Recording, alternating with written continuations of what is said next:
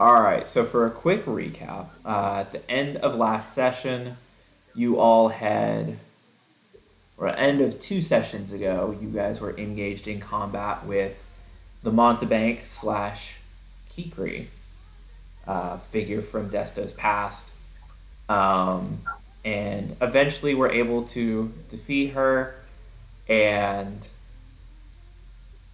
the other spree demons and infernal knight that you were fighting. You still continue to skate around the fire gaunt that inhabits the main molten lava, I guess like main hall. And you've got Nebukath with you, taken apart, and is now a bag of bones in a Bjorn on Buck. You guys worked your way through some of the hold and found your way to find one Josias Canary at the other end of the underground hold. You found him, but there are still some things left to do, as at minimum, Cathra has said that she is here looking for the ghosts that vanished from the town that she had been living in, and that's why she was out looking for them to begin with, and how she came across you all. So you were looking for her or her friends and anything else you can find within the hold, I suppose. I believe that kind of covers it from a high level. Is there anything else that we're missing? Are we, did we decide to take a short rest? And in doing so, are there any pros, cons that we need to think about, DM, before we go? Maybe we should risk it. I will say that you can take a short rest. As far as pros and cons, you are in a I thought we enemy. already established we took a short rest. I don't think so, because No, I don't think we slapped the table on it. because I would tell Yeah, you guys that you know that you are within this enemy hold.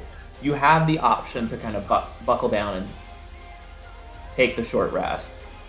I will not tell you one way or another, nor do you really get the sense at this point, without some investigation checks or insight checks or perception checks, of whether or not the other forces that and beings that still inhabit this hold would come looking for you, or what.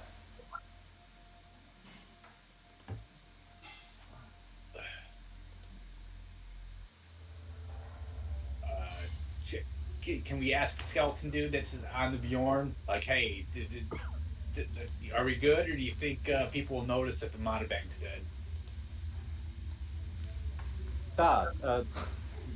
Skin and bones, and I'll like pop him the side of the head. Nebuchadnezzar? I I know his name. He hasn't earned his name yet. You. And I'll threaten to pull off his skull and Hamlet it again. Um, You pull off his skull? no. I threatened to, Oh, okay. because I've done it once and then reattached it. Okay. But I've been playing him like cartoon skeleton rules, Mm-hmm. where we can just like kind of reassemble him. Absolutely, that's how, at, yes. at will. So I like grab the top of his head and like begin to pull it off if he doesn't. All right, all right.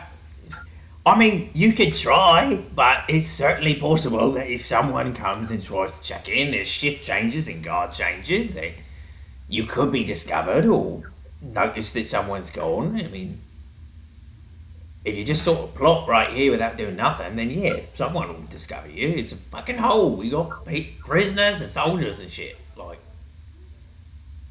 not like there's no one home. Where would be the best place to hide? As good as anywhere, probably. He like thinks for a second, and I mean, you could hide in the prison cells by by definition, there's not a lot of people looking to go there. It's just if you wait long enough, then the prisoners might get their couple of hours of rest that they're allotted, and Oh, I don't know. What do you guys think? I think we're good enough to keep pushing. If we get into another decently big fight, that took a lot out of me. You see what Buck What's just everyone? covered in slashes and just matted, like the blood beginning just to congeal a little bit. All right. Catherine and I took a beating last fight.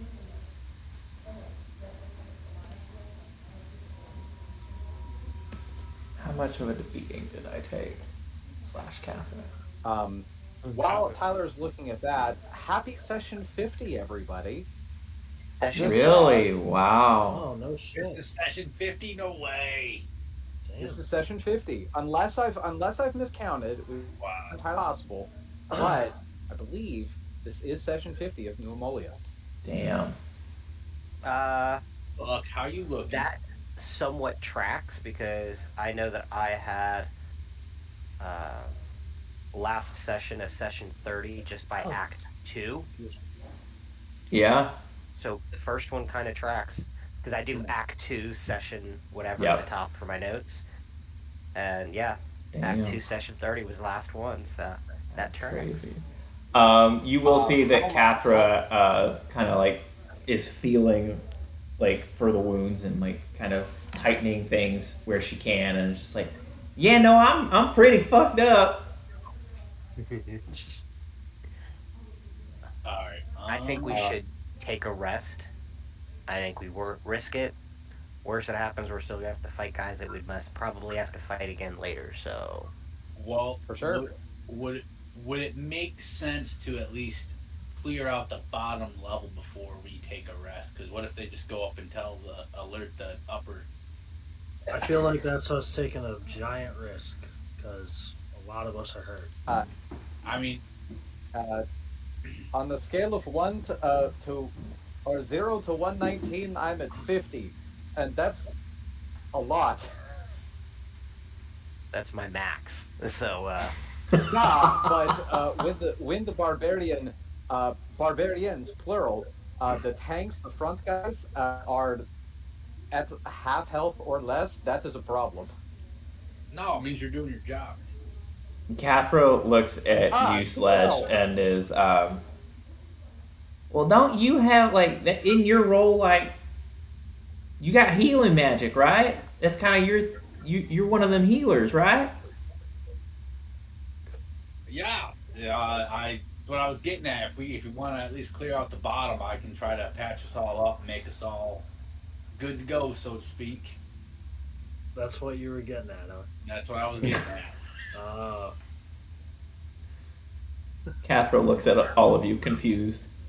But on the table, I'm not going to waste the spell slots if we're going to take a short rest. If we're going to push, I'll use them, patch us up as much as I can. And, Do they come back after a short rest? nope. Well, It's up to the group. I mean, either or. It doesn't matter to me. Do you guys want to take a short rest? I would like to take a rest. I think that makes my vote sense. is we take a rest. Yeah. I'm a rester as well. Nebuchadnezzar takes his little like bony hand that's like bent up against his own skull and just sort of like with the tips of his fingers, because that's all he can reach with, like pats Buck's stomach and is like, yeah, baby needs a rest. I do pull his head off at that point, and Oh! I toss it to Cathra, and it's just hold on to this, please. Oh wow, we're getting ahead of ourselves, ain't we? Ah, Cathra gets a point of inspiration. Okay, we are short resting. I am using a Song of Rest, so as we're kind of like laying there, I just lightly and slowly play a couple non-ominous feeling tunes while we're there, so everybody will gain the benefit of if you Regain hit points at the end of a short rest by spending one or more hit dice. Each of those creatures regains an extra 1d6 hit points. Awesome. I Okay, also pause have for a second. my cookies. Okay, sorry. Before you guys take these effects, I need two of you to roll a d20. No bonuses or anything, just a d20, and I you just want a want high to number. I want to let it be known Sledge is just in the corner, kind of all antsy because he has nothing to do with this short rest. He looks I'll fine. He's all ready to go. I'll roll one as I well. will roll. All right, Seymour and Buck.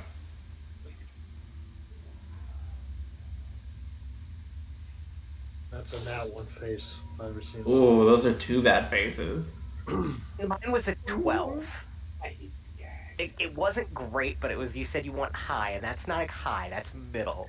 And then a nat Natural one. one. All right, let's see. What does that mean? We spend a luck point so he can re-roll. No. That just basically Make means it work. music attracts people. They're like, there's no music in these halls anymore. Okay. Okay, I know what happens here.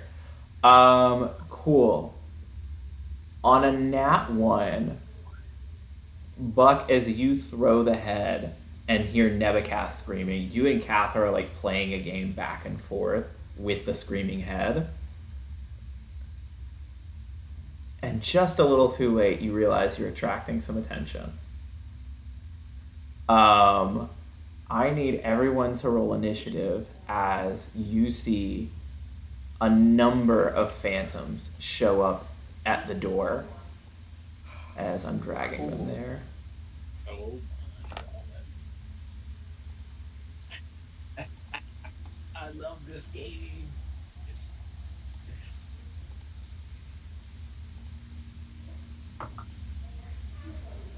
Taz, can you roll me a d4 as well? Yes, I can. Roll high. I Roll would high. say also roll high is a good. That's a 1. Okay. Oh my god. Well, it's a D4. It was a 25% chance there. It sounds worse when you say it like that. All right. So, one moment while I switch to battle music, and then Glad you just sit there like, I fucking told you. We should have just put. I actually got to use something that I used for the Appalachian campaign yesterday. Found happy accident, or 2 days ago that I found by happy accident, and it was a very fun song. Yeah. How funny would that be, right? No, this one. Come on, computer, you can do it. He pulls out the circus music. Just a heavy rock version of dueling banjos.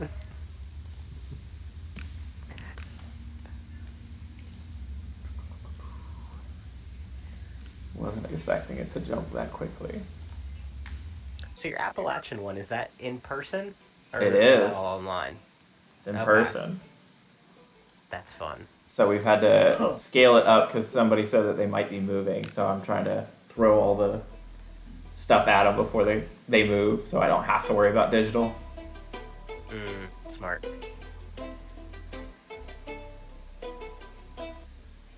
Down a little Okay. bit. All right. Let me get my notepad here. Let's hear some initiatives. I got an 18. I didn't even roll. Let's do 25 to 20. Nobody. All right. 20 to 15. 18. 17. Okay. Bad. Feels like you're doing good today, bud. Hungover, the rolls are reflecting that.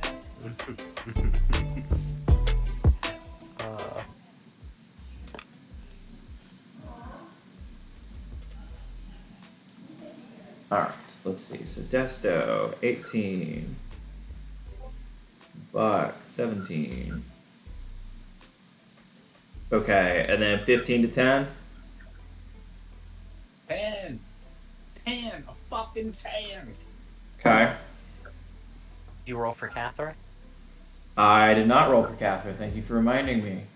And I'm pretty sure Catherine gets some sort of bonus And or as something. a reminder, she rolls at advantage. Yep, thank you, Brent. Yeah. We'll do digital rolls for That's her what I again. if it goes through. Okay, so a nat 1 on the first roll, Get that out of the way. and an 18 for the second one. So Catherine's actually going to go before everybody. It's a nice roll. Mm. It's not- And I have a 7. Since I'm the last one to say something. Okay. Sledge at a 10, and Seymour at a 7. Cool. All right, that means Cathra is up first. She's gonna go into a rage again. I know she's used at least one, so I'm gonna mark 2 off on her sheet. She is used 2. She's used 2, so we'll mark 3. Thank you, Brent. Goes into a rage, takes on her beast form, and I'm actually gonna have her. She goes into the beast form, so she gets some bonuses from stuff, but she is going to rage damage. Okay, she's gonna pull a greatsword off of her back and attack twice with that at the nearest phantom. That's gonna be both are gonna hit. Let's pull up those stats.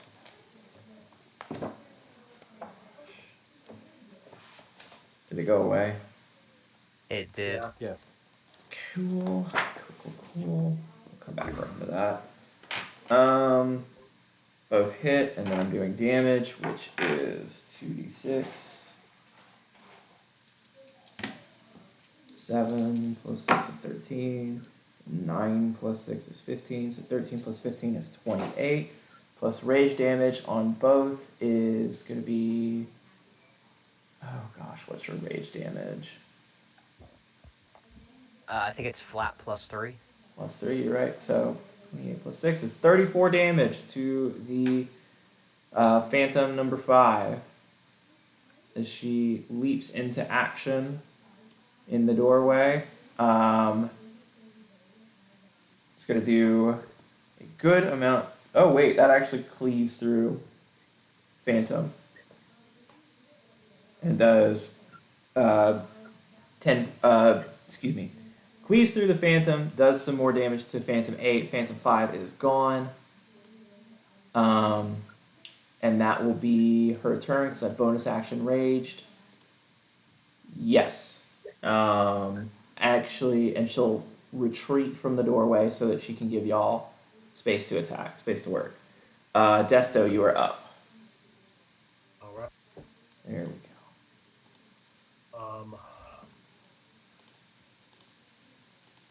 I'm gonna move. I want to get like right here. Ish. Am I alright doing that? Yes. Okay. And I'm going to attack 8 Okay, with my short sword. go for it.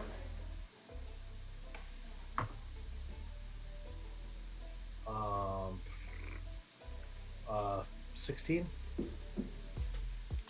All right. 16 will hit. Okay.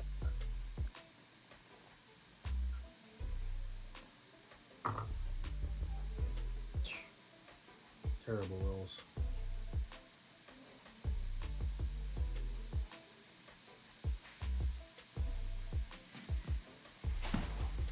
$13 damage total. 13 damage will kill Phantom 8. And then I'm going to... I'll bonus action disengage back here. Okay. Awesome. Next up is And Buck. I'm just like kind of perched on one of the hammocks.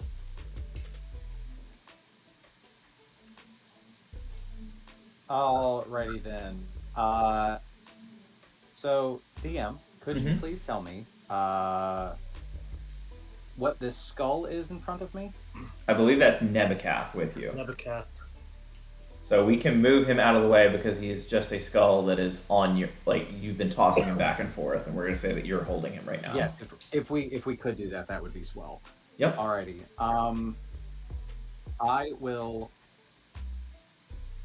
I will move up to where I am, I guess, here in the doorway, and I guess there is also space for them to move. But I will reach out with my glaive, and I will attack P7, I guess. Okay. Which has been again? Both the ones that have been attacked have been killed. Oh wow. Okay. So yeah. So I will attack P7. I am not raging, but I will attack recklessly. That is a 25 to hit. Hits. I will roll damage because I'm not sure how tough these guys are. That is 14 points of damage. 14 points of damage to P7. Cool. It looks very hurt as it kind of whisper screams as it takes that hit. And I will. Cool. I will. How hurt it does it, or can I tell? It being a phantom. I understand if I can. About half. Okay. Then I'll swipe at it again. Yeah, that's higher than the last one. That's a 26. Hits. That's another 14 points of damage. Cool. P7 is gone. So you all make short work of 3 of the phantoms that were crowding into the doorway, having found you. Perfect. Then, as a bonus action, I am jabbing out like so. I swipe, and then kind of throw the glaive back, and I catch it just right at where the blade is as I whack P6 with the butt end of my glaive. All right, go ahead and do damage. Or roll to attack. No, I need Excuse to. me. I need to roll, but roll to 24. Yeah. You hitting is an inevitability at this point, so. I just want to make sure. Inevitable. Because if I do roll 2 low numbers, then that could potentially not hit. Mm-hmm. That isn't as much damage, though. That is only 6 points of damage. Okay. 6 points of damage to P6. And Got it. I will then also back up. Yeah. And if... Oh! I'd be doing more damage. I apologize. Because of my surprise attack, because they haven't gone in combat. I'm really sorry, Tyler. P6 will take an additional 8 points of damage. Okay. Forgive me. P6 is now looking about halfway hurt. Great. I probably... I don't know if that would have killed 7 first, but that's okay. All good. I will back up, and then that should... yes, if P10 moves any closer, then I will be able to finally use my fucking ability and hit it. Isn't that Catherine's piece? The axe, yeah. That's Cat's piece. We would have swapped then. He just hijacked their Because piece. Yeah. I did, Unreal, yes. dude. So Unreal. I'm so sorry. I would have then done. Actually, well, then that would have been. That's even more perfect. Because then I can. I'll just attack whoever comes first. So I could have gone past Cathra and then moved back. And I put my very much like the Spartans or whatever. She's like kind of crouched low, and I got my glaive ready to strike above her. In the phalanx formation.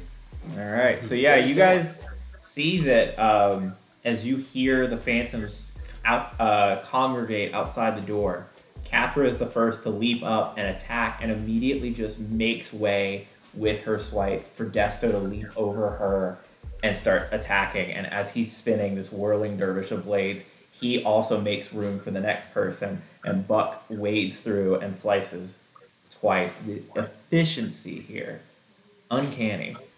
But this efficiency is finally broken by the phantoms pushing inward. 5, 10, 15. As they actually push through the walls and Attack. congregate. So, Buck, I believe you get one as a reaction.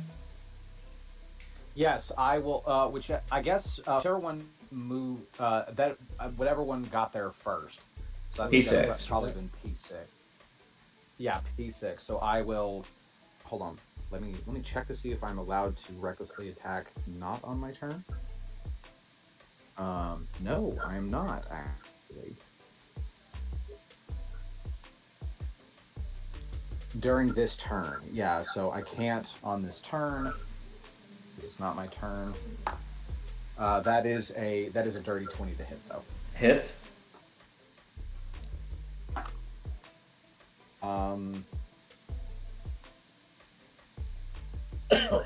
13 points of damage.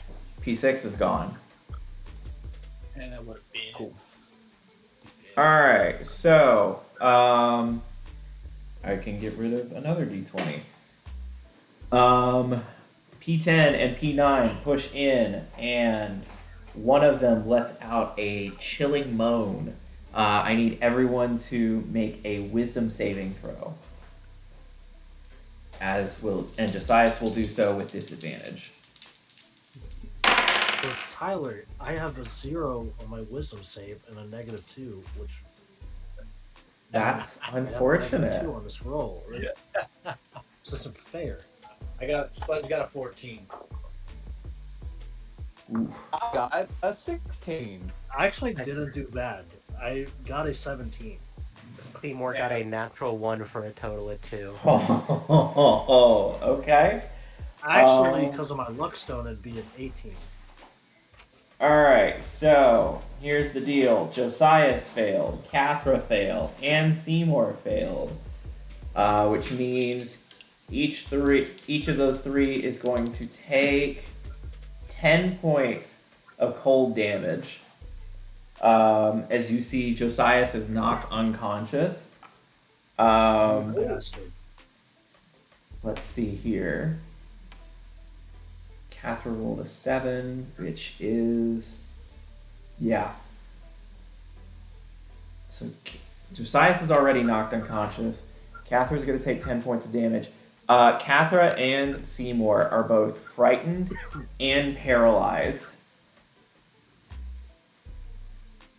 Oh, wow. Everybody that succeeded takes 5 points of damage. What kind of damage? Cold. Were you expecting fire damage out of chilling moan there, buddy? Oh yeah, it was. No, my cookie is gone. No. My God, you still had your cookie. Wait, what did we get for the cookie? I got 4 temporary. You got- for my cookie. I was gonna say you got 4 temporary hit. Everybody should have gotten 4 temporary hit points Oh, This we is were not the already cookie over that- it. today. Okay, This was today the already. cookie from way beforehand. Yeah. Gotcha. Oh, it was from before. Yeah. Okay, I got you. Yeah. Got you. All right. No, my short rest cookies are or I guess we'll make them cups of coffee. That will heal you additional hit die. But do those of us that passed, do we take damage? You take 5 points of damage if 5. you passed. Okay. So you take half damage and don't get the status Fuck, effects. There's even more. Great. As you take the damage from this one, and then the other one is going to attack Buck, even though it's probably not going to go well. 15 does not hit. No, 15 does not hit. Cool. So that one misses. You see two more come flying up the hallway, but it looks like they use their full action and dash, or action and movement to get here. So they will not be able to act this round. They'll act on next round. Next up is Sledge. You have. They all full health? Yes. I'm just going to go up to P10. You have slightly inconvenienced me. And I'm just going to whack them. All right, whack away. And that's going to be a 27. Hits. And it's going to be.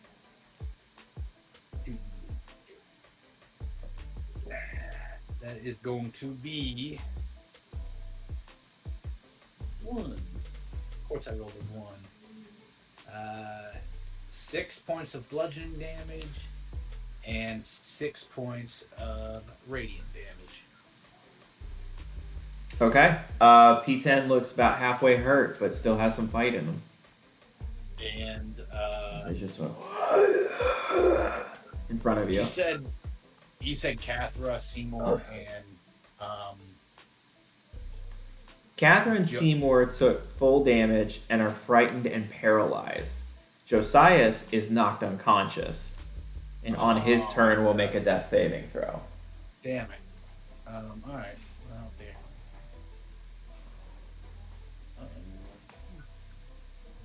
I will use Healing Word on Josias. Okay. How many points of healing do you give him? He's going to get a good old whopping 6. All right. Word. Sorry. Grab dice. Seymour, unfortunately, you are frightened and paralyzed, so I don't really know that you can do a whole lot on your turn. Do I get to at least make saving throws on the end of it? Because the Or the start of it? Because the phantom that moaned at you is still conscious, you do not. Ah, that's cool. Okay. It was 10, correct? That one was no, that one was P9. Okay. All right. Well, that's my Or turn. no, I guess it would be flipped around. Sorry, because of the positioning with Buck and everything. So yeah, P10. Okay. Yeah, that's your turn. We go back to Cathra, who is also frightened and paralyzed, which means she can't do anything either. So then we go to Desto. Alright. I'm gonna move right on the side of Sledge, and I'm gonna attack 10.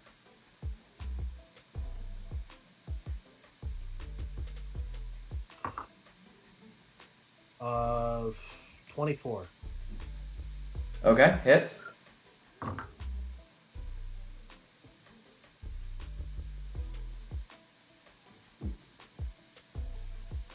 $25 damage. That will cleave through P10, and you do a significant amount of damage to P9. I do damage to P9 too? You're cleaving through, yeah. Oh, hell yeah. Awesome. In We that case, love cleave mechanics. I'm gonna step over here and I'm gonna bonus action attack P9. Okay.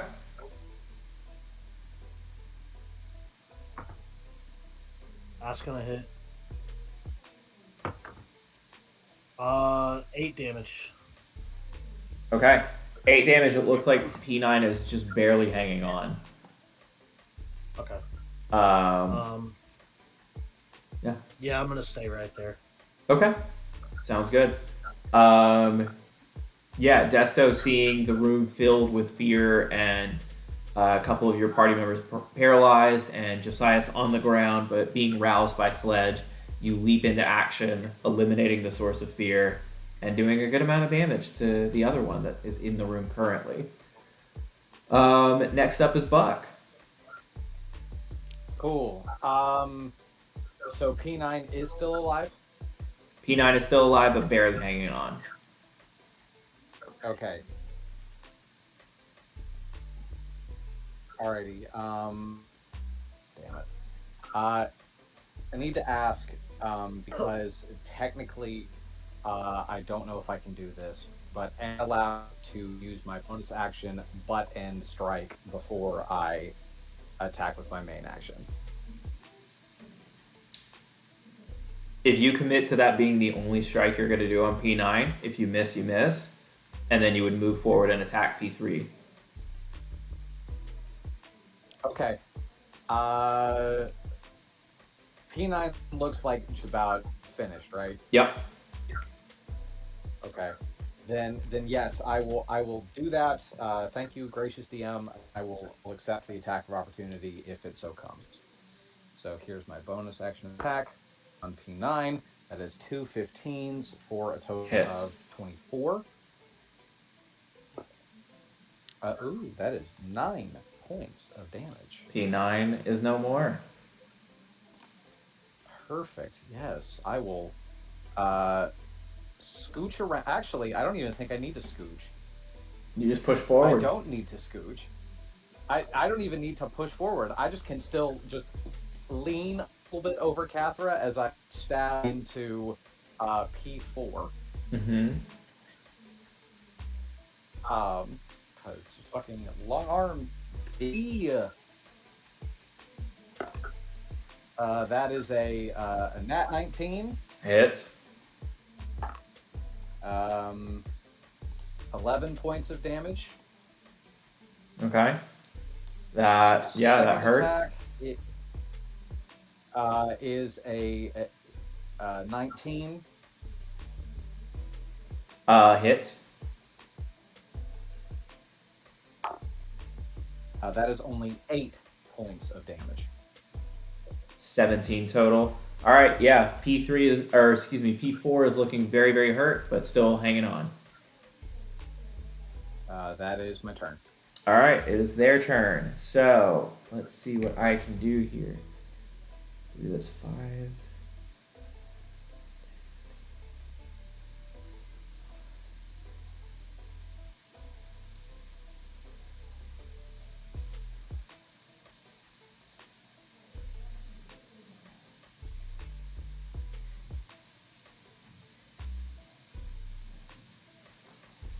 So P4 is going to push in and get here, but won't be able to do. No, P4 hadn't done that. So, but first P3 is going to push all the way here, and realize that the paralysis has dropped. P4 is going to make the same effect happen, so everybody make a wisdom save again. Oh, no. Oh, no. Cathra saves this time. 25. Is this a charmed condition, Tyler? This is not a charmed condition. Okay. I thought I'd ask. Sure. Ooh, I got that's a not 15. good. That's. Okay. Josiah needs to roll. I got a 12. Okay.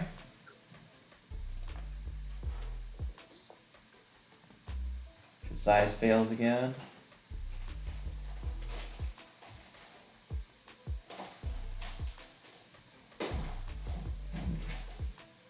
Desto? 15. 15. Sledge? 25. Seymour?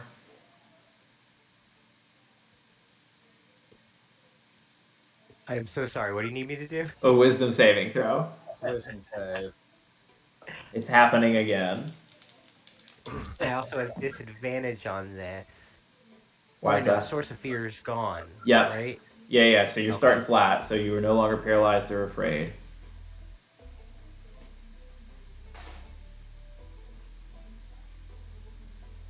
Eight. Oh, my. 8. Alright. You're paralyzed and afraid again. Buck, you got a Alright. 12. Yep. So you are just afraid, but not paralyzed. The two of you are going to Okay. take 6 points of damage along with Josias. So Josias is going to drop again. Oh, Um, and then Cathra, Sledge, and Desto each take 3 points of damage.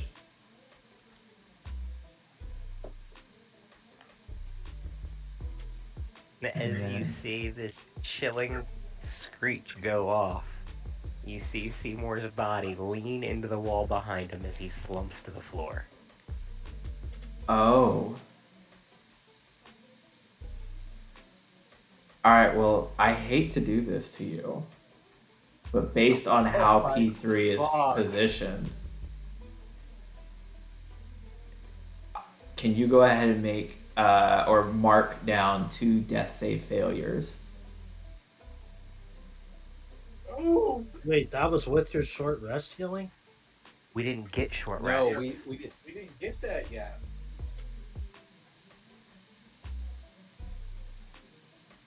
As the phantom strikes and reaches in like into your chest and starts rooting around, you feel it cold grip on your heart. You feel your breath catch in this inky black space as you are fighting for your life and are losing currently. That said, that is their turn. Sledge, you are up.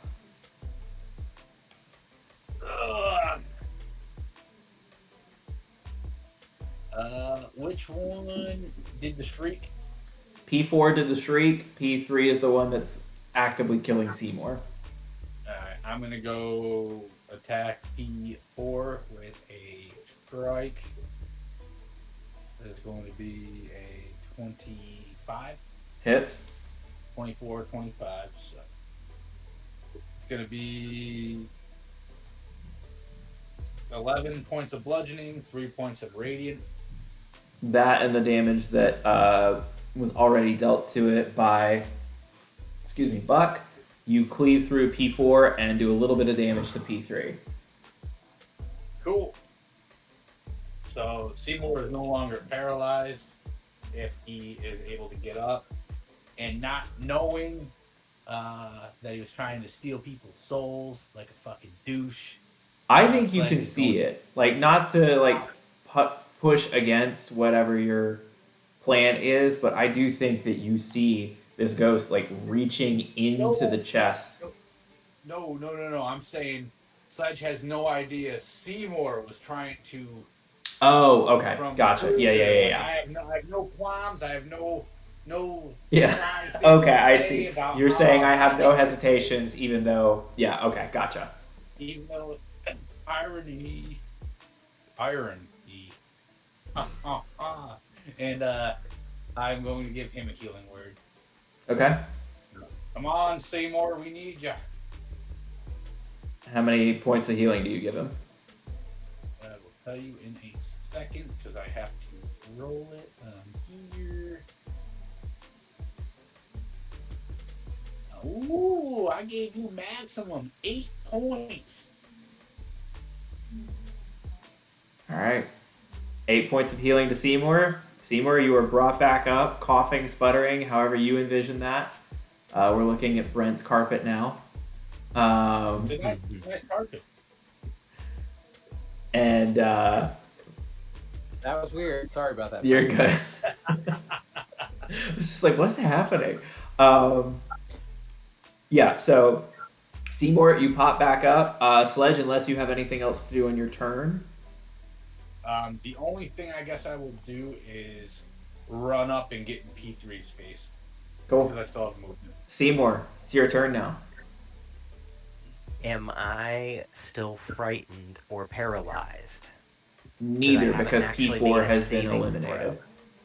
Okay, so all of it just goes away. All that's away. I got you, buddy. While I lay there on the ground, I guess I am going to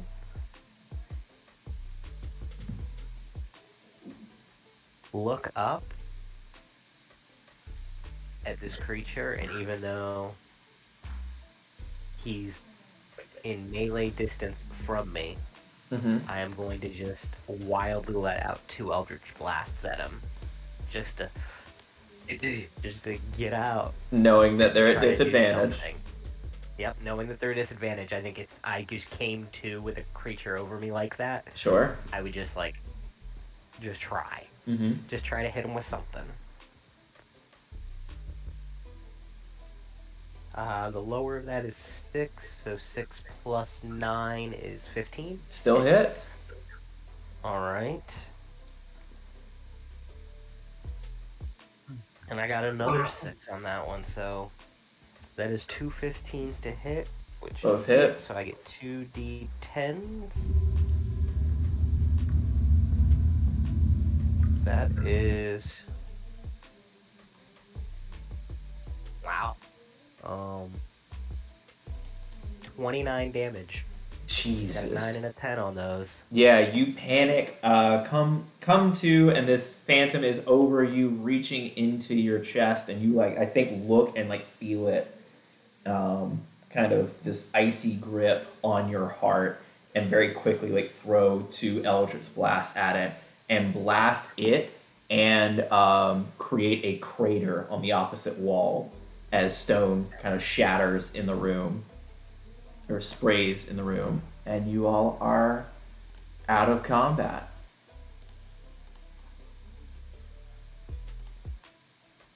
I'm just gonna be laying there. Just...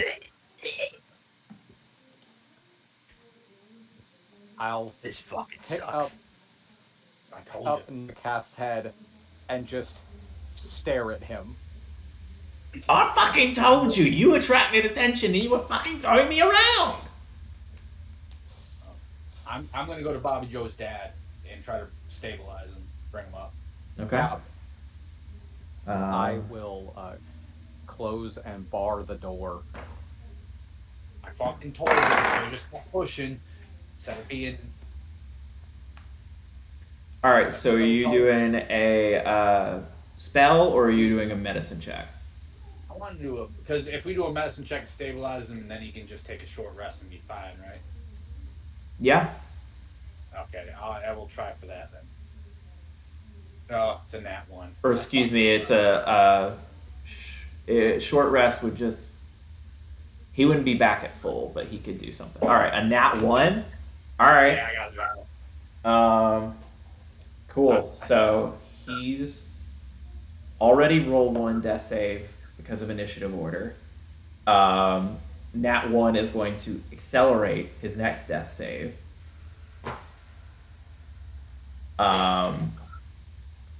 Okay. Next up is Cathra, who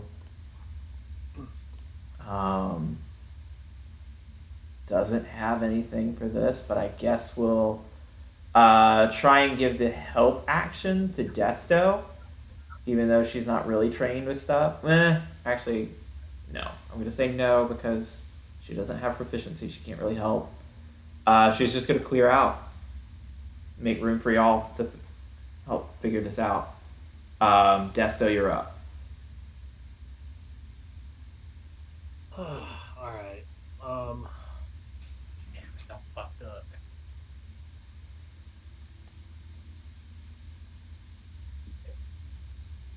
I guess I'll make a medicine check.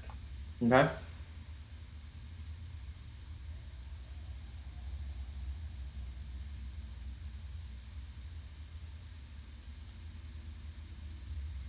Uh, 15. I believe 15 stabilizes. So Josias is stabilized now. And the party gets a second. And Nebucath, this little skull that's sitting on a stool that Buck maybe put him down on, is just All right, well now you all should be good. Are you lying to me right now?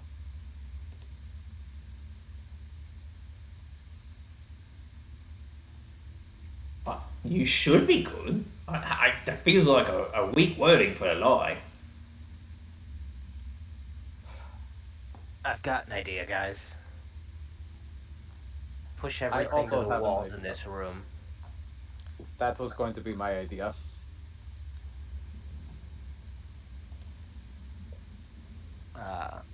So I'd start like grabbing chairs and everything else and like just pushing everything and crunching it to the wall as best I can.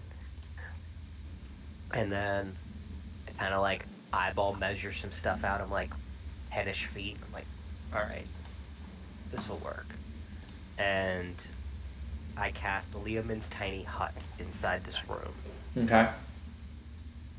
And it is a 10-foot radius immobile dome that springs to existence around you.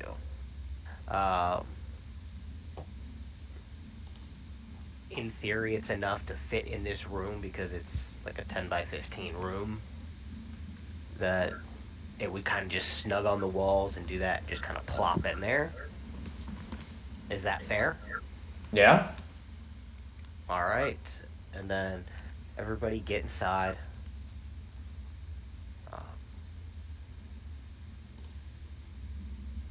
So basically, creatures and objects within the dome can move freely. All other creatures and objects are barred from passing through it.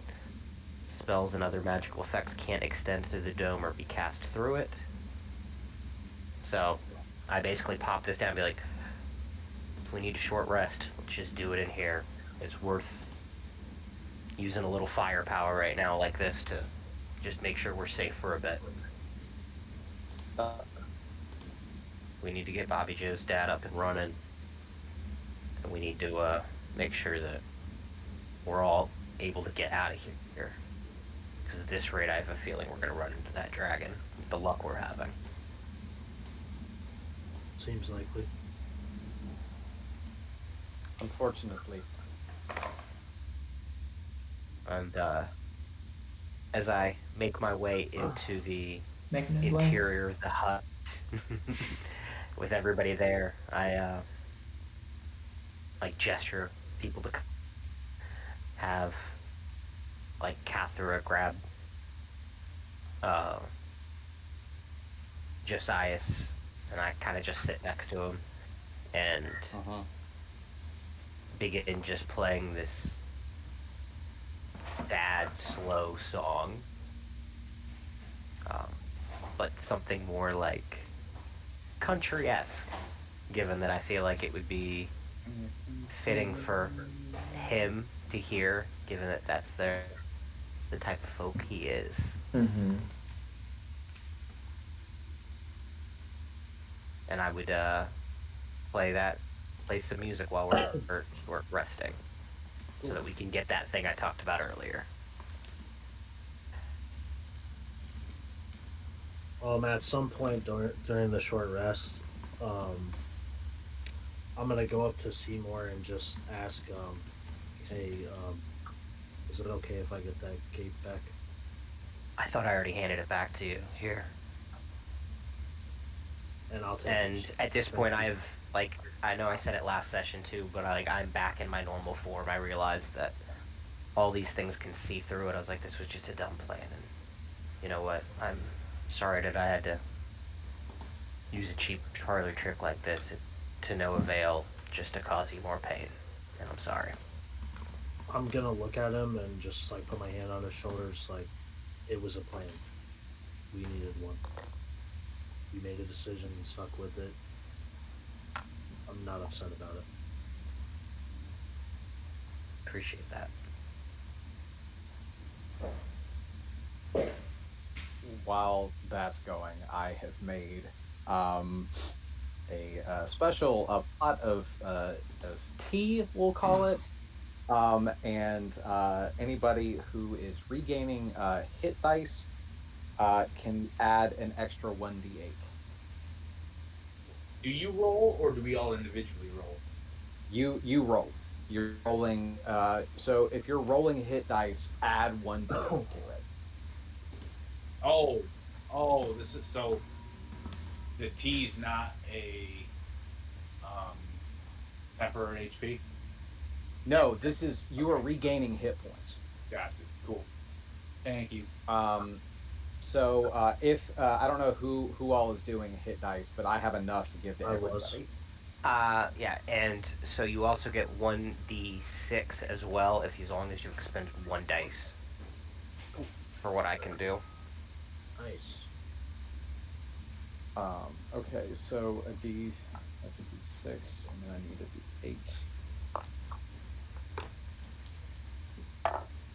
D8. Ooh, double sixes.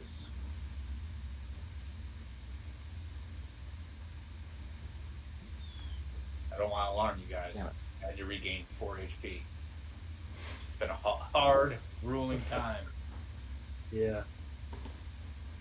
Oh, I guess Catherine is going to take all of her short rest stuff. So Is everybody looking good even after a short rest, or does anyone need more? I'm good. I think she's going to go after all of it at this point.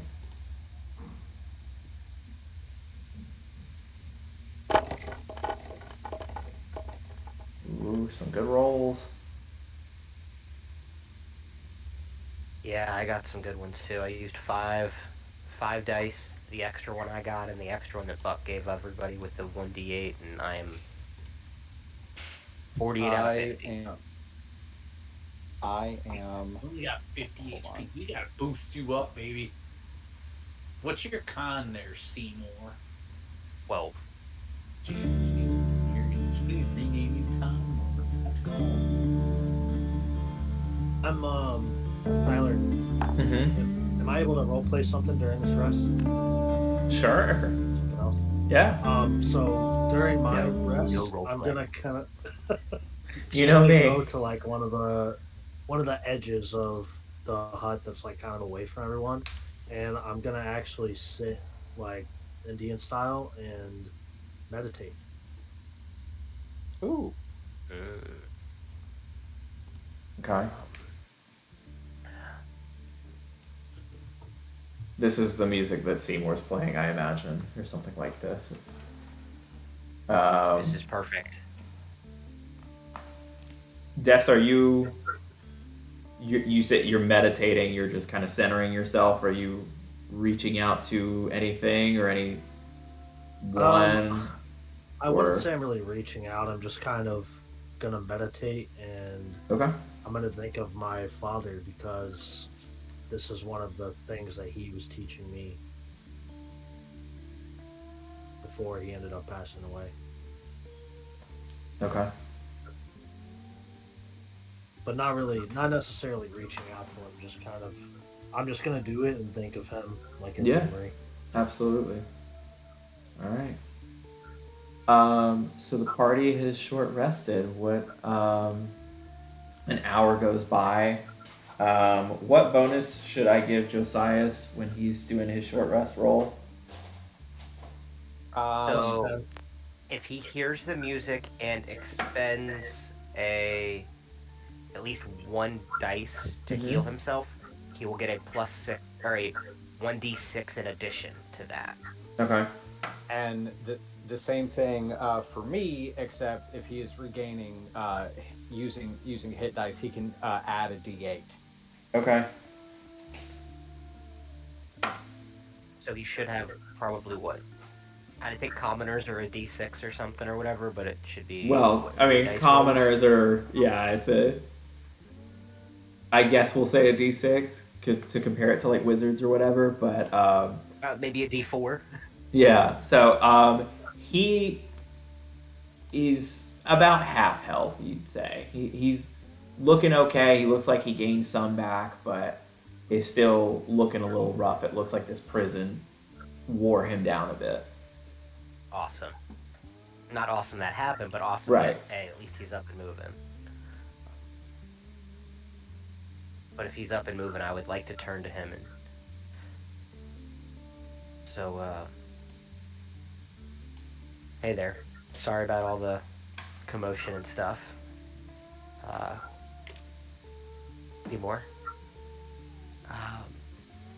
Not the Montebank. Yeah. I'm really kind of just clinging to the fact that y'all know Bobby Joe, right? We do. But We did have I been in, have I asked where she is? we didn't get that far, and I feel like the quick interaction in the prison cell wasn't the time. But we were venturing party members with her, and once we heard you got kidnapped, we started looking into rescuing you, and your neighbor Biscuit got us in touch with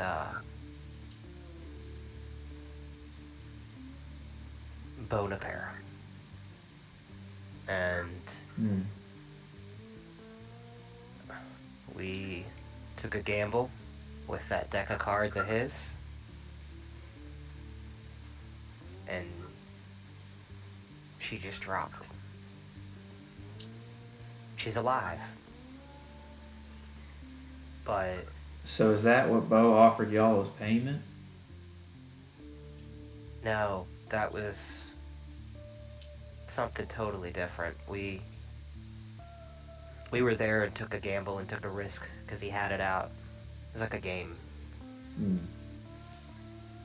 We came to ask for his help, and he said, if you guys want my help with the Montebank situation and getting you, that we would need to do another favor for him.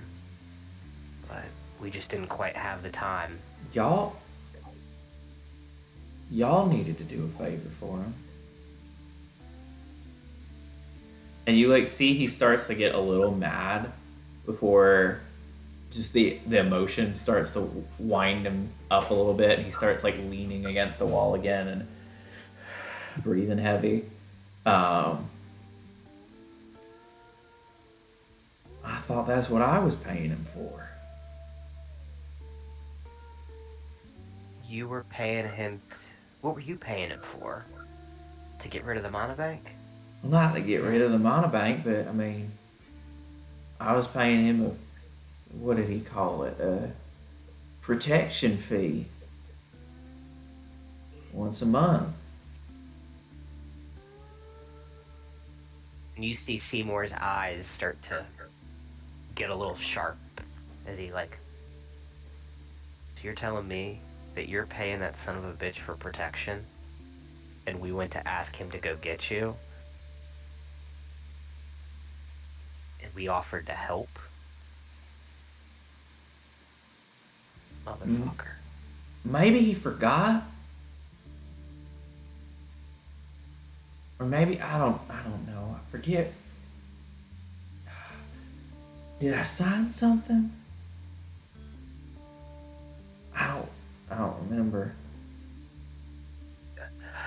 Well, you see Seymour like kind of take a breath. Before we get all worked up about that, we're gonna need to get out of here. But to let you know what's going on with Bobby Joe, Biscuit took her back to the village, your town, and she's watching out for her. But we figured the best thing we could do for her right now, since we're not sure how to save her yet, is to at least do what we were doing for her right before all this happened. We heard about your situation and dropped everything and came running for you. And we couldn't let that kind of heart go to waste. So here we are, trying to do a favor for somebody that we owe our life to. Well, she's a smart enough girl that she was risking her life for you. I trust it, and I'll put my life in your hands because I'd still be in prison if it weren't for y'all. So, you tell me where to go. I'll follow you all. I think, given the events of last fight, I think I've shown that I'm not going to be a whole lot of help there. I'm more of a lover than a fighter. And yeah, just what's next? That's a good question. We gotta find a way out of here. There's a dragon upstairs. I'm sure you probably saw it. And a lot of guards. Catherine will pipe up. And we still ain't found my ghost friends yet. That's true. We still need to help her out. She came from a scenario that's not too different than what could end up happening to your town. She had family and friends go missing, and she's here to look for them.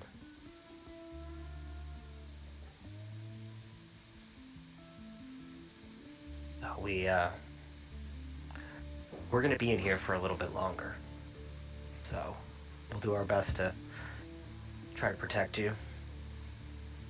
All right. Try to get you home as safe and sound and in one piece.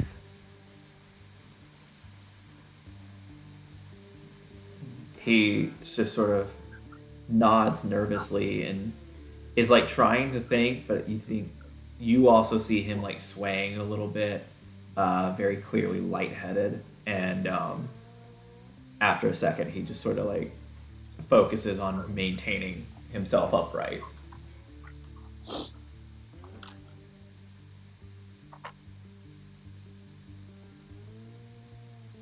I kind of look to the rest of the group and see what they're doing, and I see Desto kind of over there meditating. And I kind of get up, move over, and sit down next to him, and wait until he comes out of it.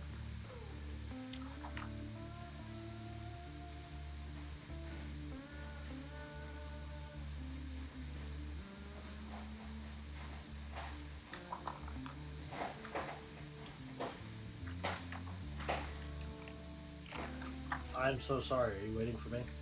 I am, actually, since I saw you over I there. came out of it. Yeah, where's your meditate? I kind of lean in a little bit. You still got Bobby Joe's guns, right? Or did you leave them with her? No, I still have them. As far as I know, he taught her how to shoot. Might not be bad for him to have one of those. I suppose you're right. And I'll put my hand out and grab only one of them, one of the pistols from Desto, and walk back over and hand it to him. Not telling you need to use this in here. I'm assuming you know how to, at least. Somebody probably had to teach Bobby Joe how to shoot, right? Yeah. And he like reaches out and takes it from you. It looks a lot nicer than when I gave it to her, but good for her for polishing it up. And he looks at you. I'm not gonna be quite the shot that she was, but this will be enough to do something. I'm not even saying you have to fight with us if we're fighting, but I at least want you to have something so you're not defenseless. Can't just have you walking around without a way to at least protect yourself a little bit. All right. But and you could thank the one and all the metal over there for helping her with that gun. Pretty sure he did a little work on it and showed her how to polish it up nice. He turns to you, Sledge, and tips his bowler hat. Thank you, son. I appreciate it. You just hear Buck silently in the corner sipping his tea. Just people don't know how to take care of their shit. Don't know their equipment, no weapons. Just the. It's fine though. And still angrily glaring at Nebucath the entire time. Nebucath blankly stares at you because he's just a skull.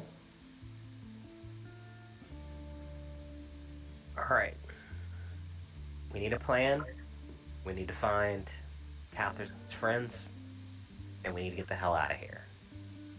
I don't care about treasure hunting anymore in this place. Whatever secrets it has or treasures is here, as far as I'm concerned, fuck it. Catherine. Duh. But if we do find things, we should probably, take it. Um, I'm not not because against we it, Buck. still have. I feel like the plan hasn't changed. We're still clearing it out. Not necessarily looking for treasure stuff, but we're looking for what matters to us. Like Buck says, if we see a big steaming heap of steel, who's to say we don't take it? Not saying that we can't take something if we find it, but I don't think we've been putting the mission first here. We've really done Catherine a disservice by being one-track minded. It's all right. I probably could have spoken up a little earlier. We could just sort of push towards the back, and theoretically, whatever's important could be near the throne room. Yeah. Nebucath, you at least have an idea of everybody who comes in and out of this place, right? For the most part, yeah.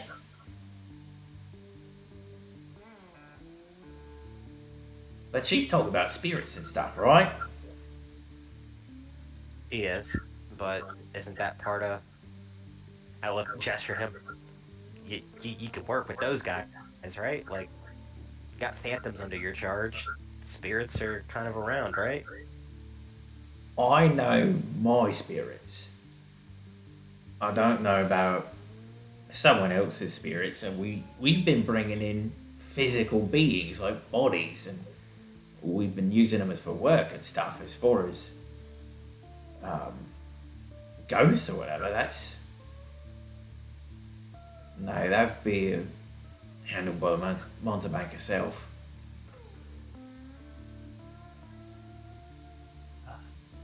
Well, if that's the case, we'll have to go find a way to dig through whatever she had for sources or information. Did she, besides that throne room area, have treasury or a quiet place she would go to? Yeah, sure, she's got chambers. I look at everybody. Is that the best first place to start here? DM, real quick. I saw ghosts at one point in, I think that was B19, B16. It was the room south of B16. It was right below stairs up, right? No, so it was the yeah, it's yep. Okay.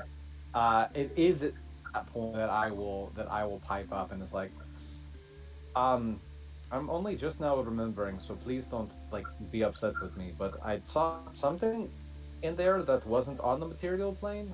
That could be them. That could not be. I don't know. I think let's look in there, and then if not, then go to the chambers that we spoke of.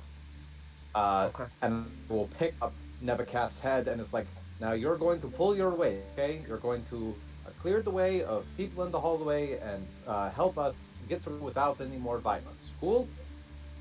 How do you? I'm a fucking bag of bones. You're going to shout. You're going to use your voice. That thing that you have been very good at using. Your words. You're going to use those for the betterment of the world. That is what you're going to do. You see him work his jaw for a couple of seconds, and he really going at it, and then he finally and spits a little bit of dust.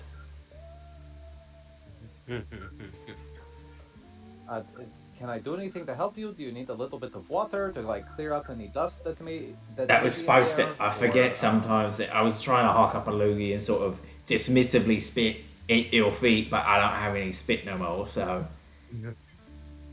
I will, with that, I will take the decanter of endless water, put his head upside down, and then just turn on the not the jet function, but the other one. The trickle. I will effectively try and waterward him. just real quick.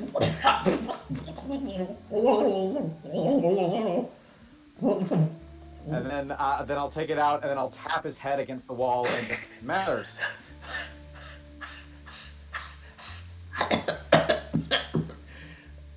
The fuck, man? That's some dog shit. I'll do it again. No, don't fucking do it again. What? Are you going to be helpful or not? I'll try. And then I'll try. Buck was bristling, and then just noticeably just there. That is all I ask. If it's not successful, that's totally fine. I just need you to work to be helpful. Here's what I will do. I'll reattach his head, kind of pat it. What? There we go. All right. So just petting the top of his head, just like that's a good skeleton. Yeah, the spine like shrinks every time you do it.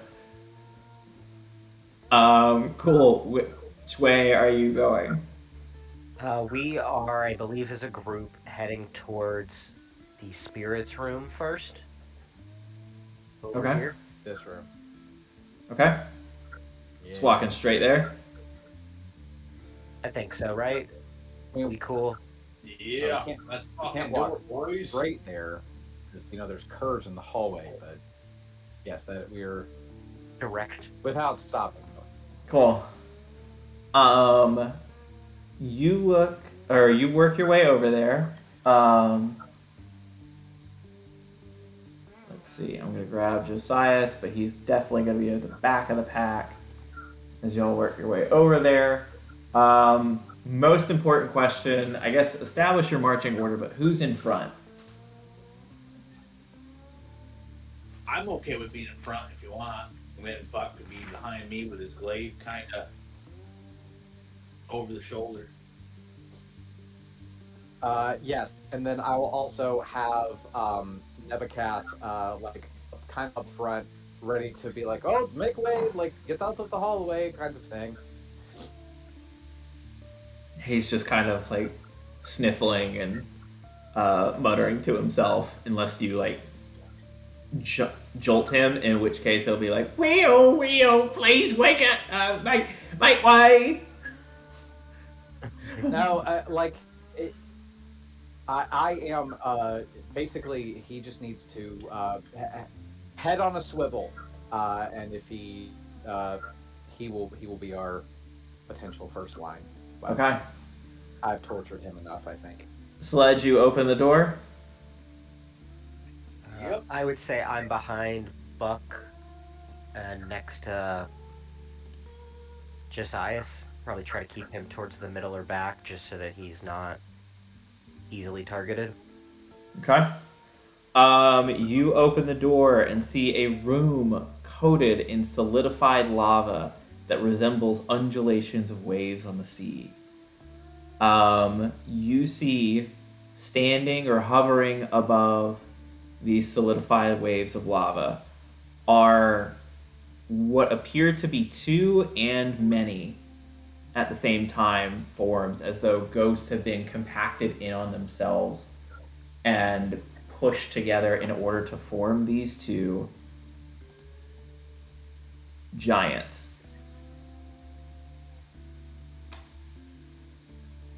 Once more, can I have you roll initiative as you hear pained wails and see, and I think I'll actually have Cathra looking over the shoulder of Sledge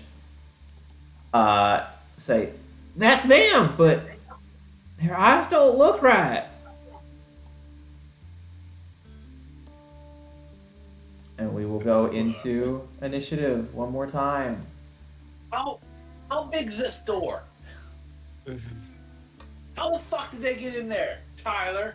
This architecture doesn't make sense. Buddy, they're ghosts. Thank you, Taz. Ghost giants. There Fuck goes you. guy. Open your earballs. One day I will get a nat Your ball. 20 on initiative. I think every sledge initiative has been 10 or below, and it's not cool. All right, 1 second. We're gonna switch music. Not a and nat stuff. 20, but close. I was about to say, ask and you shall receive in that moment almost. Yeah, it really is. A big 1-7. Let's go. That's solid. It is solid. I wish I could roll that every time. It's so depressing when you roll and you're like 2, 5, 6. All right. While I'm working on pulling this up, 25 to 20, 20 to 15. 17. Okay. Maybe leave a line because I don't know what Desto got. So, and he walked away. Okay. And I need to roll for Cathra. Ooh, good call. I almost forgot that one too for you. Yeah. Sorry, guys. I got a 22. Oh, Okay. bitch. Let's see. Let's do this then. And then roll for Cathra.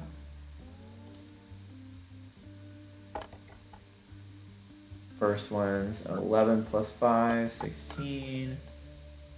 Dirty 20. Bam. Ooh, good for her. Okay, so we've got Desto with a 22, Cathra with a dirty 20, Sledge with a 17. Proud of myself. Seymour and Buck, what'd y'all get? 13. 11. Okay.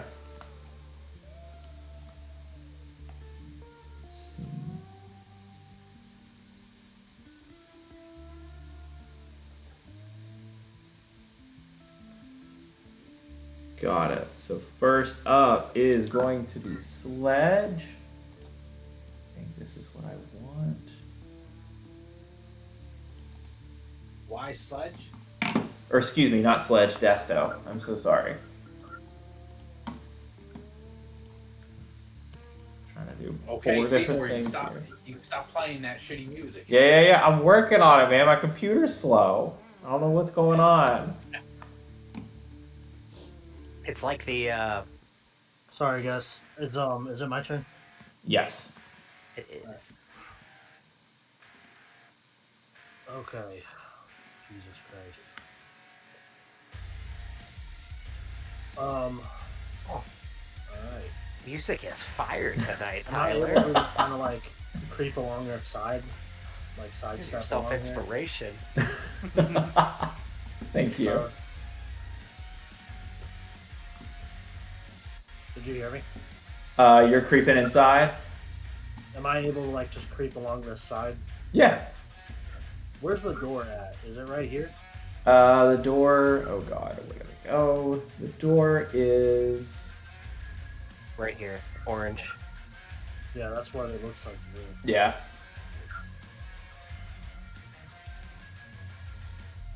Okay. So I'll just creep inside and stab the first one with the short sword. All right.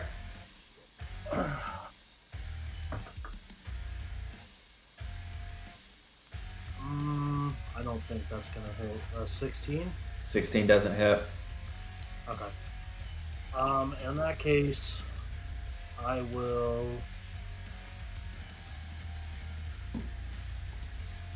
Yeah, I'll just disengage, and I'm gonna go down here. All right. On Cathra's turn, she's going to use her final rage for her bonus action. She is going to.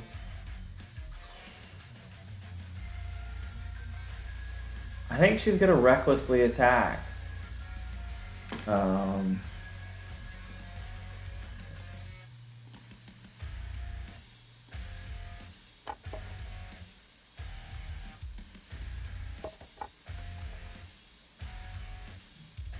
A 23 will hit. And then it's just on the first attack, right? No, it's for the entire. It's on entire All turn. attacks. Okay. All attacks are made recklessly. All right. on Well, her turn. both hit. So she's gonna do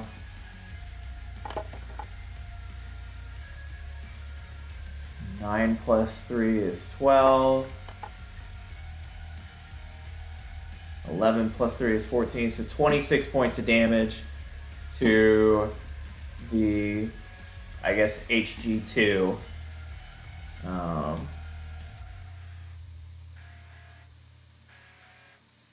And that will be her turn as she just pushes into the room. And we'll get right here in this corner. And Sledge, you're up next. Alright. Old, reliable. These guys are pretty thick, huh? They're Mr. DM. Oh, yeah. Alright, I'm gonna come in as close as I can to all of them. Do they look like the picture that they are, or do they have armor or anything like that? They're not wearing any armor. You do see, unlike the picture, I'm using like a stat block of something, so I got a picture that reflects it. But this is multiple ghosts sort of pushed in on each other that are kind of working in tandem, but it is not just one being. But you see that it's like those paper, like string of paper men. Imagine that, but with ghosts all pressed together to form this one thick, giant ghost. Alright. No. I'm gonna go as far as I can get that you'll let me. And Okay. I'm going to cast a 4th level Spirit Guardian. Okay.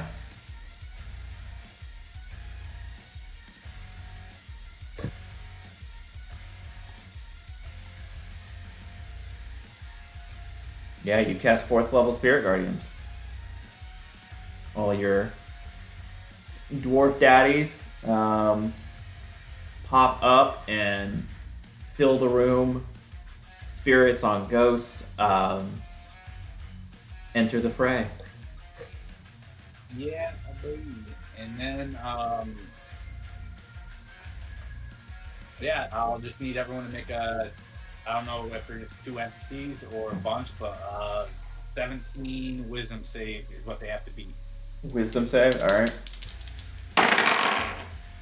Both fail. It's going to be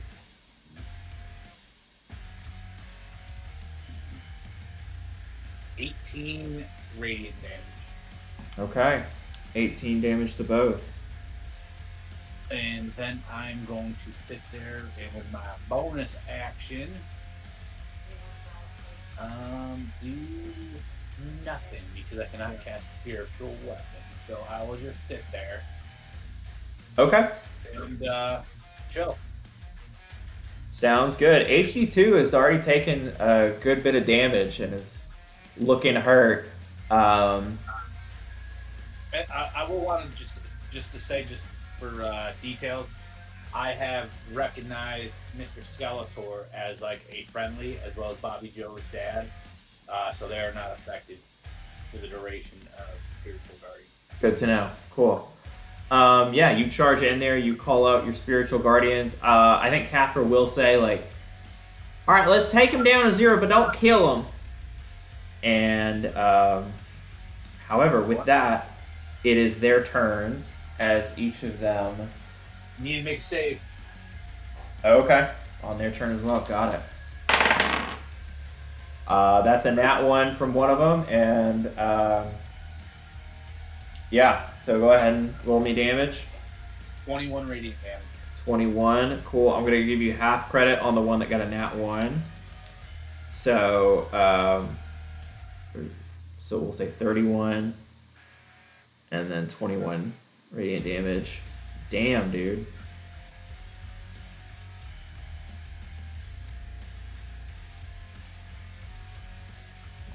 Cool. They're both very hurt.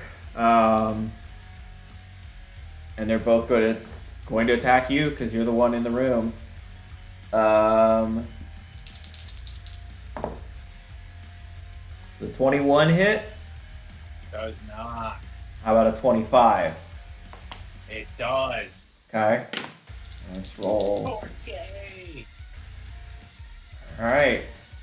They got some lucky hits on you. Ooh, I gotta do a fucking concentration. 17.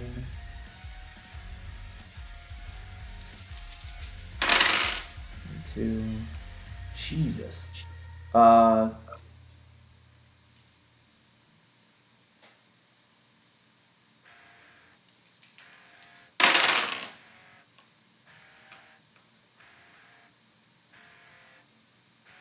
Seven. You're gonna take 60 points of damage. Holy As shit. one of their 4 attacks misses, but the other 3 all hit with this great club that just smashes into the ground. I need to get a nat 20, guys, or this goes away. Oh my god. They pack a wallop.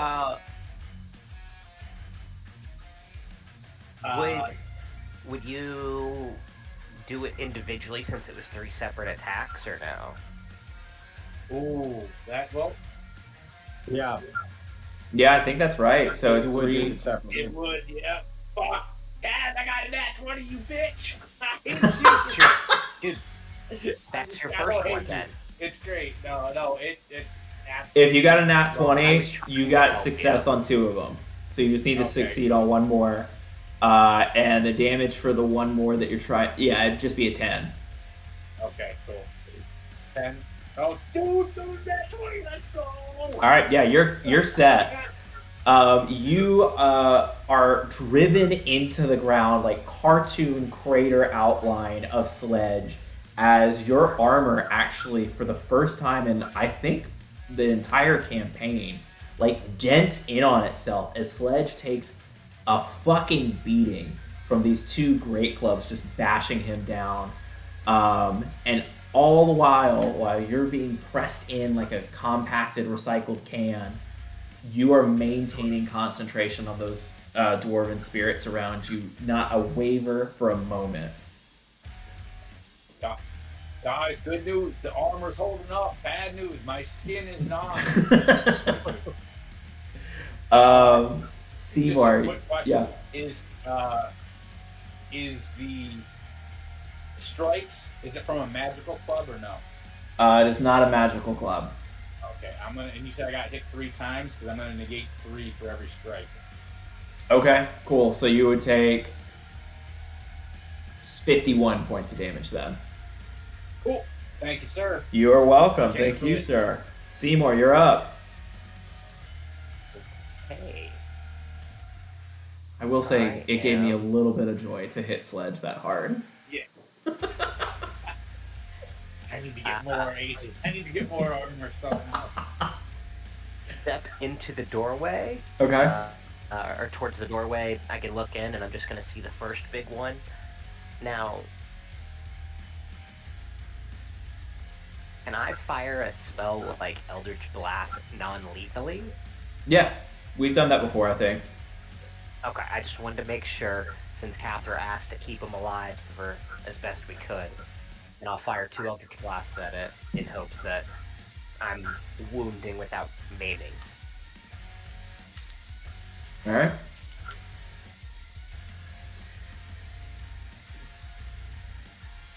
$16 and 22. 16 does not hit, 22 does. And that is 15 points of damage. 15 points, heard. Let's see, yeah. And I am going to bardically inspire Cathra. Okay. Tell her, we'll find a way to get these guys down.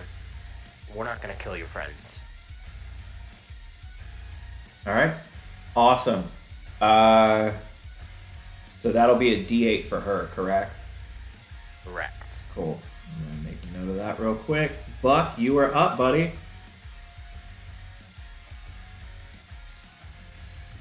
Cool. So I will center myself and rage as a bonus action, which will allow me to move up 20 feet. As just a part of that, let me roll with the 20. Oh, that's the 10. I believe we've gotten this one before. I apologize for not being together.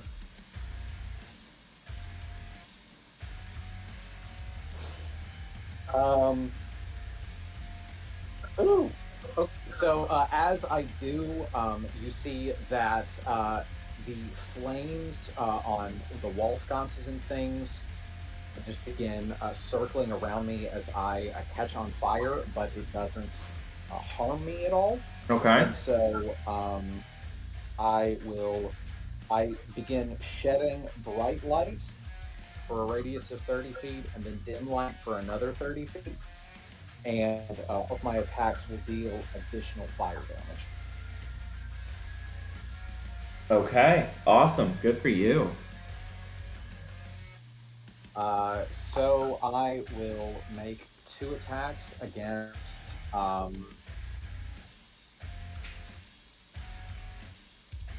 where's the hold on, is this door Yep. right here? Okay, great. I can move 5, 10, 15, 20. I can move here without expending any movement. And again, just to not kind of clutter up the room, I will attack 2. Okay. First attack is a dirty 20 to hit. Yeah, that'll hit. Second attack is higher, 22 to hit. Hits. Give me damage for both. Okay. I'll parcel this out as well.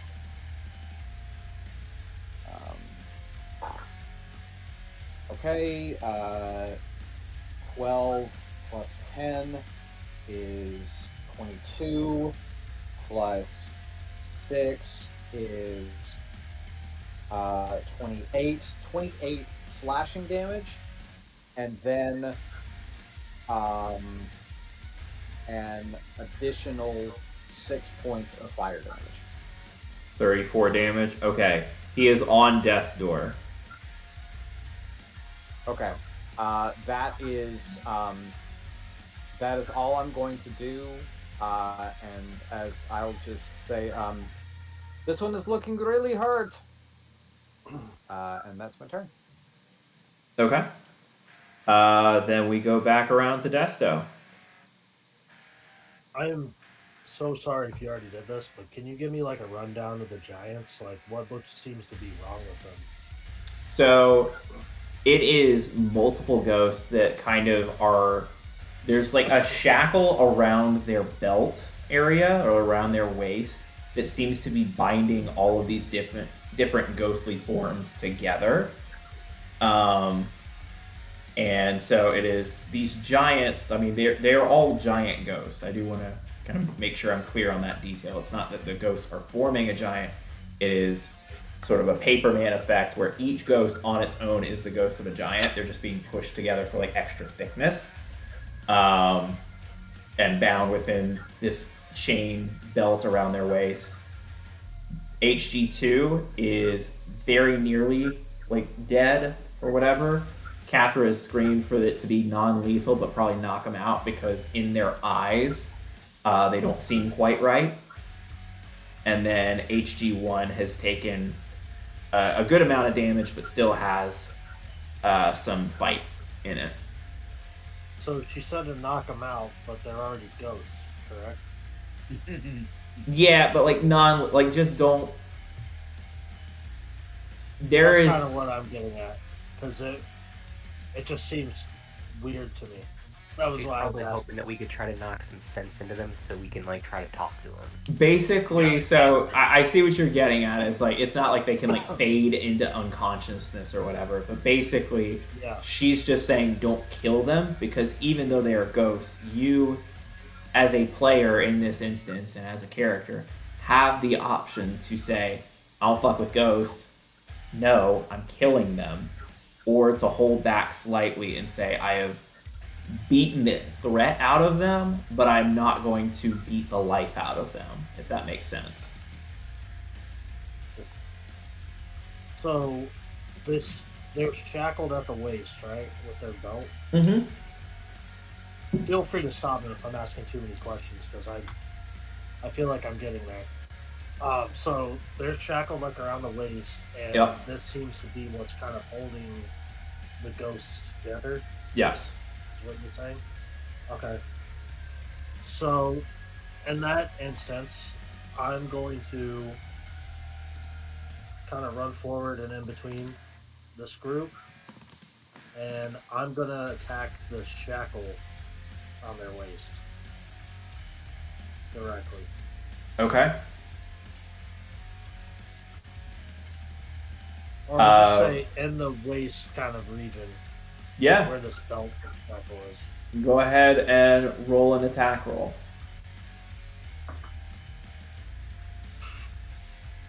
That's gonna miss, I'm sure. Yeah, a fucking 12. Yeah, that will definitely miss, unfortunately. We'll say that you do strike against it, but you're just because you're aiming for a belt and trying not to hit the ghost, you don't put your full force into it, and your blade just sort of clangs off this metal magical belt. Okay. Hold on.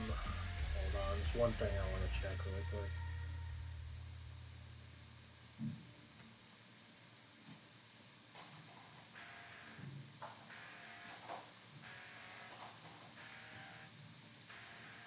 Yeah, no, never mind. That takes an action. Alright, I'm gonna just bonus action disengage again, I guess. Cool. It's my turn. Alrighty, Cathra on her turn reaches and grabs the ghostly beard of HG2, pulls his face down near her as like the faces swap over and over and over, all with this sort of blank, glowing stare within their eyes. She's like, "Y'all just go home and clear this out, all right?" And just decks him, punches him, and we'll do. God, where did it go?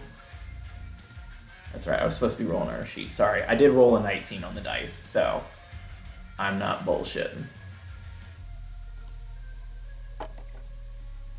6, 11. So that's a 14. Yeah. So that is enough for HD2 is knocked out. And I'm going to remove them from the map as the ghost or the belt clatters to the ground and the spirits just sort of fade into the ether. And then she will dart over here and take her other attack against HG1, this time putting the claws back, reaching for the greatsword and swinging it. We'll roll again just to see if she crits. Ooh, close. And she will do 17 points of damage total with rage damage as she launches a greatsword into the many spirits of HG1. Did not need the Bardic, but she'll hold on to it for now. Sledge, you're up. I can't control the Spirit Guardian doing a lethal, non-lethal, I don't believe. Yeah, you can. So, okay. You're the one who cast the spell. Yeah, I didn't know if you had to do it beforehand. I didn't know we were trying to do stuff beforehand, but if you're going to let me, Tyler, then I will let you. All right, cool. Then I'm just going to...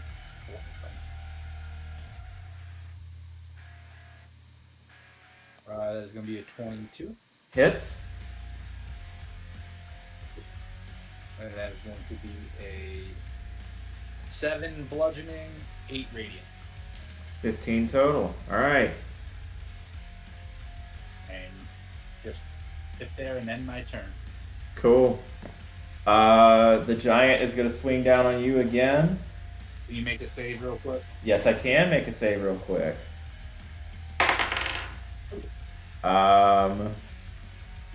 How does a 17 work? Meets it, so. Okay. Uh, So he's good that it's gonna time? be 24 and half, 12. So it does take 12. Okay, cool. Yep. He's not looking great. Dirty 20 won't hit, will it? It will not. Cool. He strikes down, expecting to get some easy shots off at you again, but this time you throw your shield up, and the dwarven spirits come behind you and push the great club back as he swings twice and misses both times. Seymour, your turn.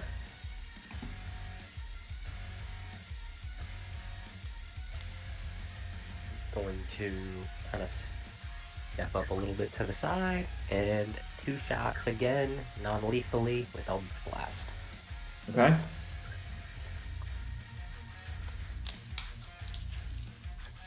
$15 and $27. 27 hits, 15 does not.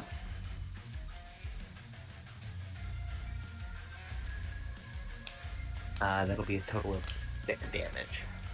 6 damage, okay. Not a lot, but we'll take it. Yeah, and I don't think I'm gonna throw an inspiration out this round. I think I'm gonna save that. Okay. Buck, you're up. Cool beans. How is number 1 looking? Pretty hurt, but still got a little bit of fight. Okay, I will then run up and I think I can get here. Sure, yeah. Yeah. I'll just pop in the room and I will take my first swing, but I am looking to do this as non-lethally as I can with a bunch of boosts. Yeah.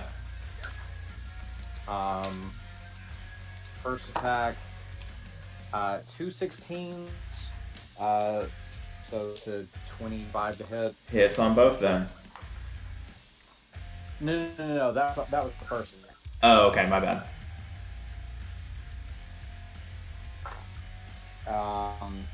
8 plus 11 points of slashing damage, 3 points of fire damage, for a total of 14. On the Okay. first hit. Very near death, like on death's door. Okay, so if I do this second attack non-lethally, that like end Yeah, it you're good. without killing it. As long as you Okay. say non-lethally, you're good. It's not like a crazy mechanic. I'm just making sure that you guys don't want to go rogue and say, I want to kill him anyway. That's all the choices here. Yeah, no. I'm just getting flashbacks to the Phoenix fight, and so I Yeah. want it to be very, very, very clear that I Yeah. don't want to kill it. I'm a respecter of that. That makes sense. Ooh, that isn't good. I don't believe a 13 will hit. It will not. I didn't think so. So then I will use my bonus action for the butt end of my glaive, which will hit. That's a nat 17. Yeah, that'll hit. So 6 plus You got it. 3, 9 points of bludgeoning damage, 3 points of fire damage for a total of 12. And with that, Buck, do you have a particular way you would like to paint the ending of this giant?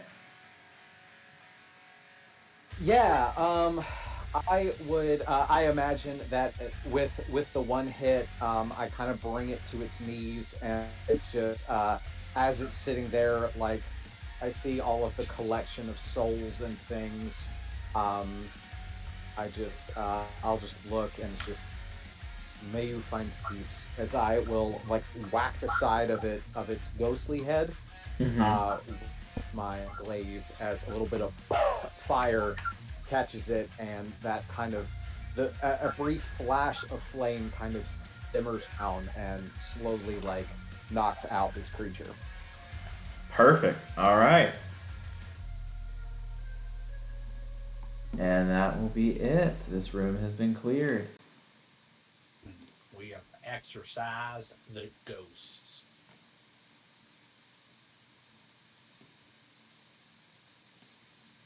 They leave any remains behind that's like salvageable or anything that like could be valuable?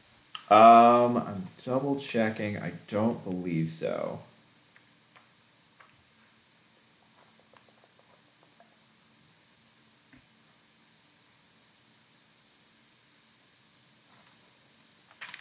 No, I think that it just they just float away. Cool. I'm gonna keep my spirit guardians up. Okay. And is there anything in this room that the guys want to do? Does Cathra do anything? Seeing that her mission's just been accomplished. Cathra just looks content, um, and says, "Nope. All right, they should be able to find their way back then. Uh, thank you for your help."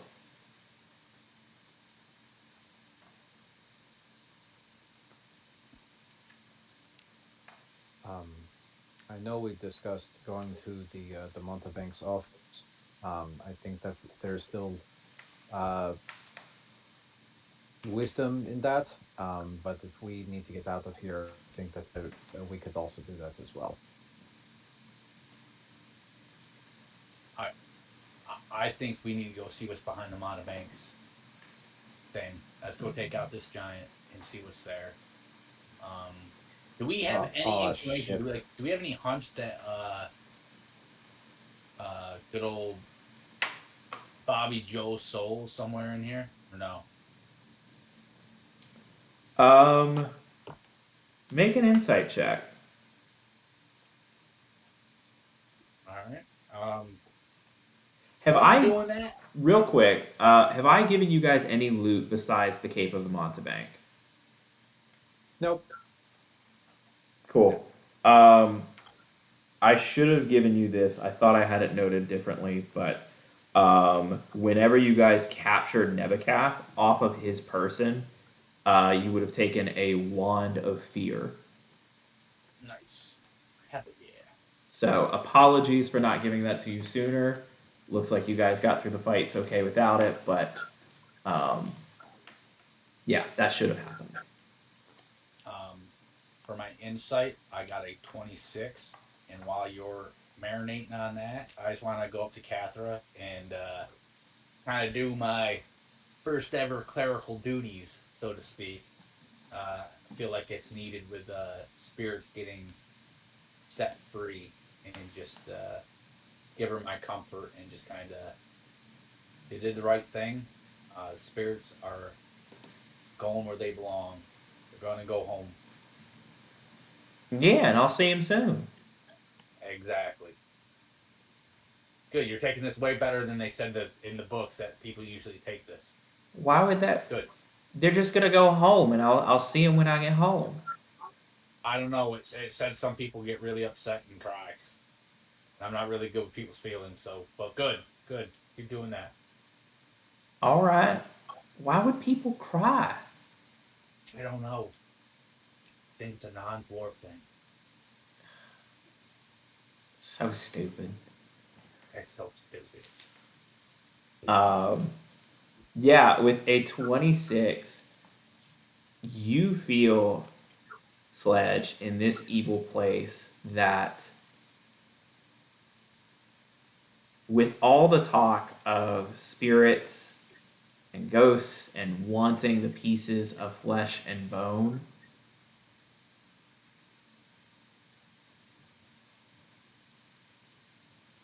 Bobby Joe's spirit was taken. This is a place that wants to take spirits. You see these two blocks in your brain pushed very closely to each other. They're not quite pushed directly together. You would have to do that on your own, but they are right there. My head. I got hit by that club really hard. Guys, I think we need to keep searching. There, something about this place. I think it attracts spirits, souls, like a black hole almost. The Monobank had a grasp on these spirits, and I think he tried to grab them all. Looking at Seymour, I know Buck. I'm gonna look at Seymour and Dexter. Like, I really think we should keep looking in the Monobank's fortress here. Not for treasure, not for material items. I have a feeling. Let's check out the Montebank's personal area and see if we can't find anything. We know there's a giant in there. Do we want to try to sneak up on him and bomb rush him? Try to get the jump on him or what? I don't think they're too smart. Nebuchadnezzar, is there a way around that giant iron thing? Or Yeah, for sure. There's a back door in my office that we could just go through that. So I just gonna look so pissed off at this fucking skeleton. Like, God fucking damn it, just shut the fuck up. He looks scared. And, I'm sorry. I mean, there's not a back door. No, you'd have to fight the giant. Please don't hit me.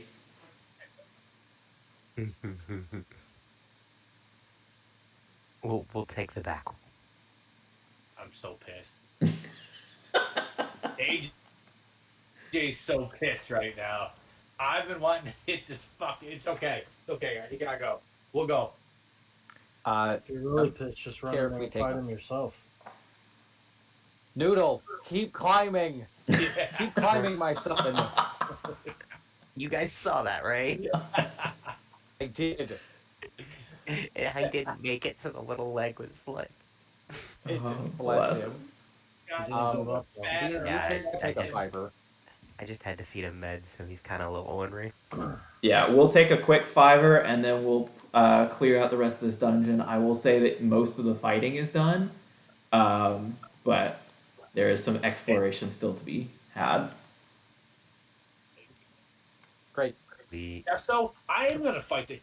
I will distract the giant and I'll fight it while you guys go do things. It's okay. Hey, I support you. I've been wanting to fight this giant and then loot its fucking armor for 2 weeks now. And that ain't gonna happen. I'm so mad. It's okay. It's okay. It can happen if you wanted to, buddy. Nope. He looks like he's gonna fall from that fridge. Like he looks, the way he's on the edge. It's because he's all proof. But he's not. He's gonna be good. It's because he's all he's proof. fine. Yeah. How fat is he now, Paz? He looks so much fatter. Haven't weighed him in a bit, but last time I weighed him, he was like 13 and a half, I think. He's so cute. Does he sleep with you every night? Not every night, but he sometimes he'll come snuggle. Sometimes he just lays by the feet. Sometimes he does his own thing. No rhyme or reason, but at least he is starting to cuddle now more. So. I always get sad when my animals don't come and cuddle me. I'm like, what did I do to you? What have I done? Why do you hate me? You know? He's got his little tie on. Cracks me up. Oh, I see it now. He had a little tuxedo. I honestly thought that was part of his fur. I didn't know that was a I did too. Yeah. No, it is his fur. It is his fur. That's what I'm saying. Like he's always got his little tie on. Oh, I got you. Because it's I thought you were always saying there. there was like actually a tie on him. Oh no! That's just I his. mean, That is his fur. it's you, Taz. So it's not a far like in the outfield thing to think you actually put a tie on. Yeah, I would dress him up on an occasion. Halloween, birthday. Tuesday. Eh. Oh man,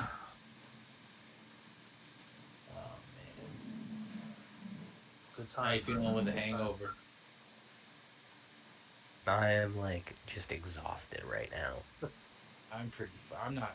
I'm I like couldn't even really. eat anything earlier, so Yeah. like I only finally had dinner, and that's the only thing I've eaten today. And I'm just like, The funniest part of when you were drunk, dude, is when we were leaving Emily, and you were in the front seat because I wasn't feeling good. So I like laid back there and fucking closed my eyes, and like you pulled up the GPS on your phone, and all the roads are blocked off, and you kept telling her to go through the blocked off roads, and she was getting so fucking mad, and you like weren't understanding that the roads were blocked off. You're like, that's what it's saying, just go.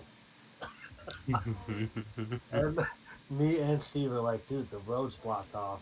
And he's like, whatever, guys. Well, we were laughing our ass off. She was getting so pissed. She's literally like, if you fucking tell me to drive through a blocked road again, I'm gonna hit you. I don't remember any of this. That's hilarious. And then I think when she was like stopped, you like grabbed the wheel, like joking around, and she's like, "Don't fucking grab the wheel." That's so funny. And then she's like, "You're never sitting in the back again."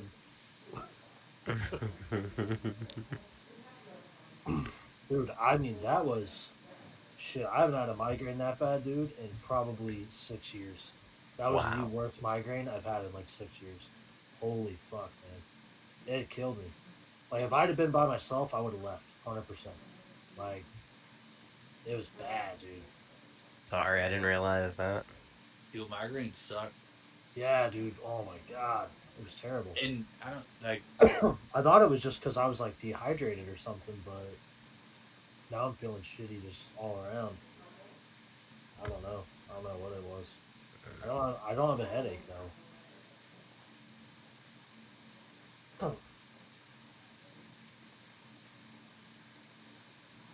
But we got this like cooling gel thing for migraines. That's like a whole head wrap, and you just like slip it over your head when you sleep. Hmm I put that We shit on. have I passed out, man. we have some of those here too. Yeah, it helped like instantly. I felt like dog shit though. I felt so bad, dude. Because I'm like, man, like, you guys are having such a good time, and I was having a good time too. But I was like, man, I'm just not feeling it, you know. And Steve kept fucking with me. He's like, "Oh, what the fuck's wrong with you, you little bitch?" And I'm Dude, finally I'm like, "Dude, I got a migraine, man." It's like, "Oh man, my bad." But dude, Steve was fucking getting it, man. it was fun. It's an It was absolute a blast. blast. Yeah, it was a blast. Where'd you guys sit for Raw? We sat like club level, first row, What's club? I don't know what club level like is. the second level, Oh, nice, nice, nice. first row, and we were if the hockey game was going on, we would have been at like center ice. Is it better? Is it one of those things that 100% better live than it is on TV, or is it one of those things like, I can watch it at home and have more fun? It's 100% better live. The only downside to seeing it live is there's no commentator, but you can't hear the commentators. Mm. I never. You know what's funny is I but don't think I ever even thought about that. but That you have to go. You have to go at least once, dude. It's a fucking the experience. commentators aren't even good anymore, are they? Uh, so Michael Cole's really good, and then they just brought back Pat McAfee, which he actually is really I good. like Pat McAfee, but Yeah, so both of them are great. Wade Barrett's all right, don't you think, Brent? He's okay. I think so. Yeah, The SmackDown commentary team now is Wade Barrett and Corey Graves, which I'll be very curious to see how they interact together because they both kind of like play heels on they both commentary. kind of play the So heels. Yeah, Yeah, so I'll be curious to see how it goes. I think they're both talented that they could make it work. We'll just have to see. And then Booker T on commentary for NXT is just incredible. I love I love Booker him. T. He's the man. Mm-hmm. Dude, Brent, I want Trick Williams to get called up so bad, dude. I'm just like, call up I do fucking Trick. too. I do too. At the I same was so time, mad he didn't come out in the Rumble, dude. I thought for sure he was coming out in the Rumble. I get it. I think that they're saving him for something big because I want them to play out the Trick and Mello story um in NXT and then revisit it later on the main roster. The NXT thing is happening on Sunday in Clarksville, which is just an hour and 30 minutes from my house, and I go, but unfortunately I have work. So there's no way I can get from work to there in enough Oh time. yeah, I But saw that it was happening in Tennessee. Yeah, that's right. we like weirdly in Clarksville, which is just like a of all the places to pick, not Great place, Chattanooga, yeah. not Knoxville, not Memphis, Clarksville. But For a pay per view too, yeah. hey, It's weird. that gives me hope that Murfreesboro will get picked because Murfreesboro is bigger than Clarksville. So Good we'll happen, see. man. All right, you guys ready to jump back in? Let's Absolutely. do it. No, not that one. There we go. All right, which way are we going? We're going Nebuchad's the office. Going back back around way. the back way. Okay. Over yonder. Gosh. Close that up for right Do we now. want to check this room up here while we're going? Sure. Oops. One I second. mean, if we're going by it, I think so. But I think it's just a matter of we're not actively checking every single room. Right. I think that we can check here. I don't think that that's a problem. Cheeky and Desto. All right, Peek which in. one was that again? Sorry. The room that I'm directly In next front to. of. Okay, gotcha. Oh, Cool. yeah. You peek your head in. Boxes and crates are neatly stacked along one wall of this chamber, while iron braziers and spare furniture line the opposite wall. Do you want to investigate further, or? Yeah, I'll walk in and investigate it. Okay. You walk in and figure out that there are 12 20-pound crates of fine silk. Each crate is worth about 1,000 gold each. And then a small chest containing 6 blocks of incense. Each block is worth about 250 gold pieces. If you would like to take any of that. Take a block of incense. Okay. Mark it in your inventory. Yeah, just put it in my inventory. All right. And then you guys, I'm guessing, push onward into the office. And then into the adjoining chamber, not with the fire gaunt. Correct. All right, so Okay, we're gonna go through that back door. here's the fun part. Let's see. So this is actually Nebuchad's bedroom or chambers. In this room, a bookshelf and armchair stand along a simple fitted bed, or excuse me, stand alongside a simple bed fitted with silk sheets. Um, So as you guys are looking around, Nebuchadnezzar just like shaking. At this point, you hear like the bones rattling in the Bjorn, kind of like a maraca sound as he's like, right. And so if you pull a book on the bottom of the shelf, you just want to pull it out, and it'll slide open to a pathway, and you might like the book too. Well, seeing you're coming with us, is there any book or anything like that in your room that you want us to bring with us? Probably just the one that you pull out for the, and he'll like move the arm a little bit and point towards a book that is red leather bound with some like raised black lettering on it. pull it. Cool.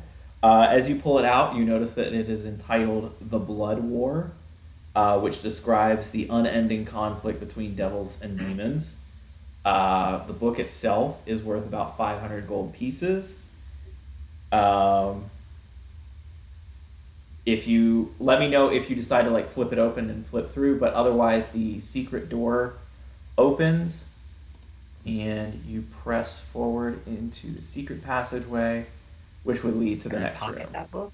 You can I absolutely, or I think Sledge is the one that said he pulled it. So Oh, I'm then yeah, go. I'm gonna want to read it. I can skim through it now if you want. I don't think I'm gonna get anything out of it, but like I want to read it the next long rest because that actually like interests me. As soon sure. as like If you are you saying you skim it now, or are you waiting? I'll skim it now just to see if there's anything, and then like this is some good stuff. Cool. Like As you're skimming, it's a historical account and makes mention of several battles, and you imagine several key figures. But as you get near the front of the book, like right before the front cover, as you're like scanning, you see a teleportation circle, sketched into one of the pages. noted. Okay, cool. So, you push into the next room, which means this one comes open.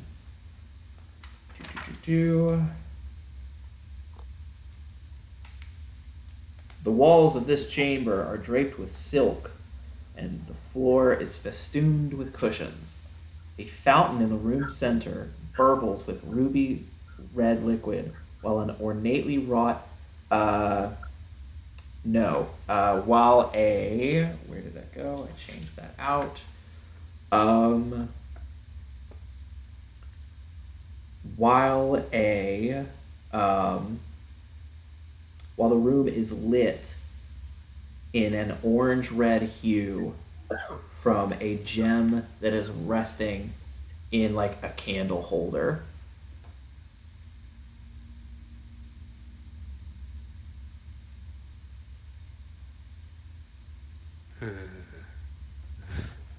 I feel like we should touch it, but I'm also like, Uh, I'll tap Nebuchad's head. What? I'm sorry, what? It. I apologize. What are we doing with this? Doing with what? This gem? What this for? I don't know, it's like fiery sort of thing, and so she's been using it as a light. How big is the gem, DM? Um, Are we double talking check. about Aladdin Abu gem size? Are we talking like giant crystalline door size? Not door size. I'm Hope thinking diamonds? more like Hope Diamond size. Oh, so just like this big. I think so. I'm double checking.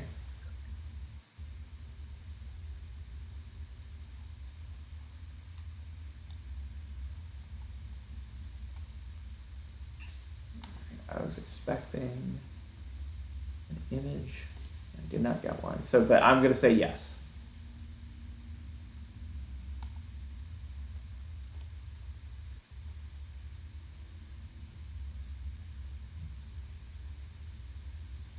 Yeah, I'd say about the size of Buck's hand.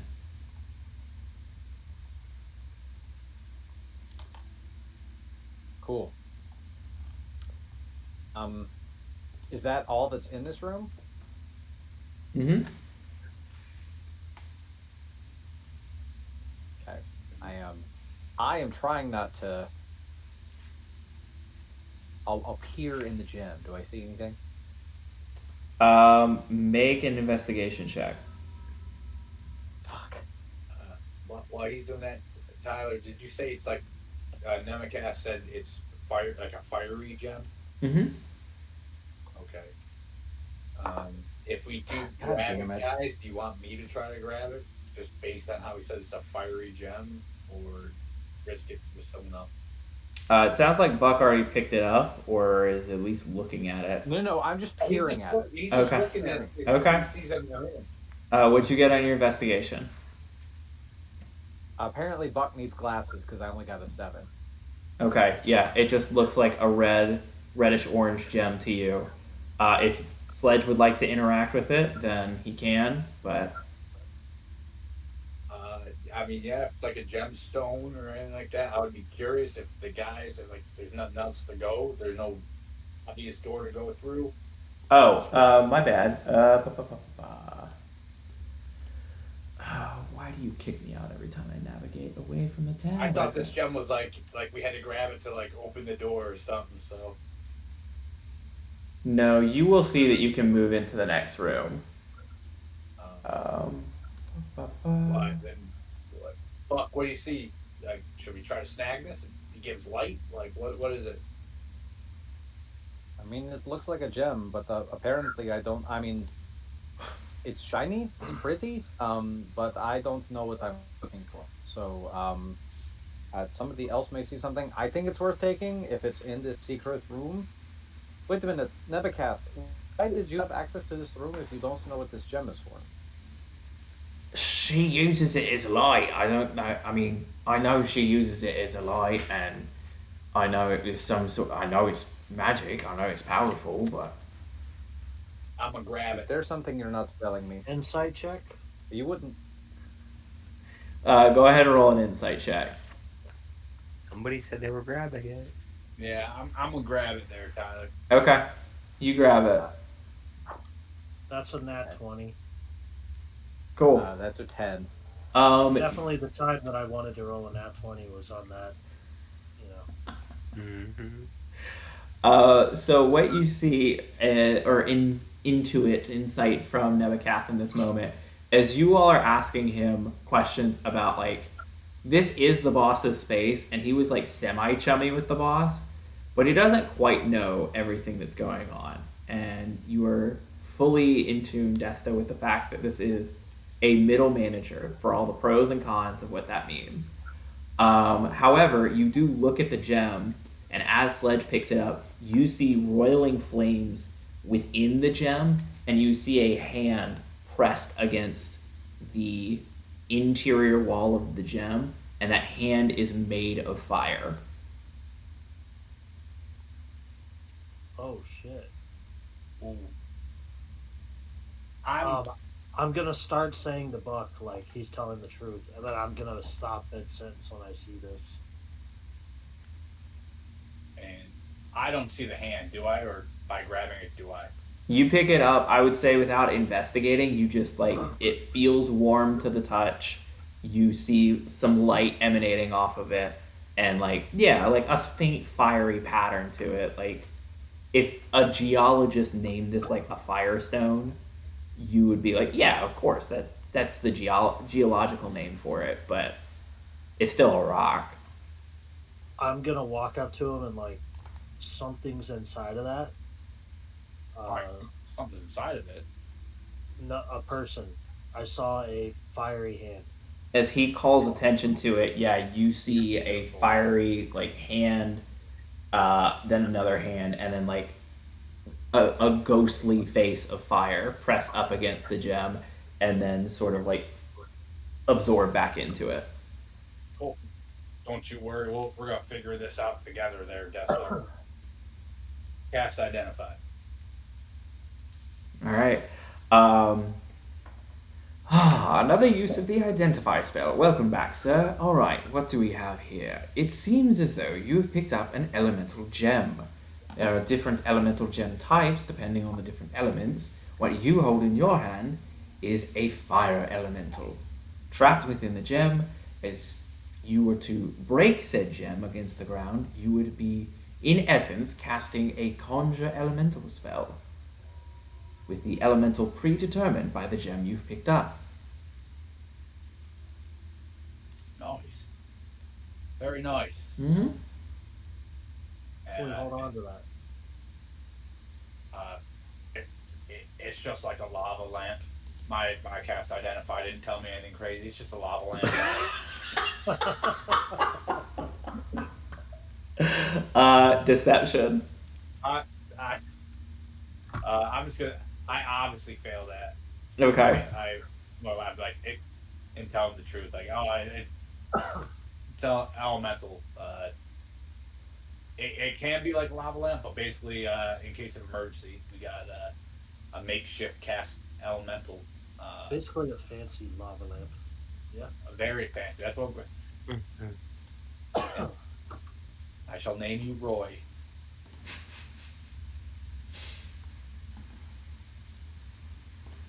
Just right off the bat, naming you Roy. Like you do. You just hear in the gym, "Oi, you fucking wanker!"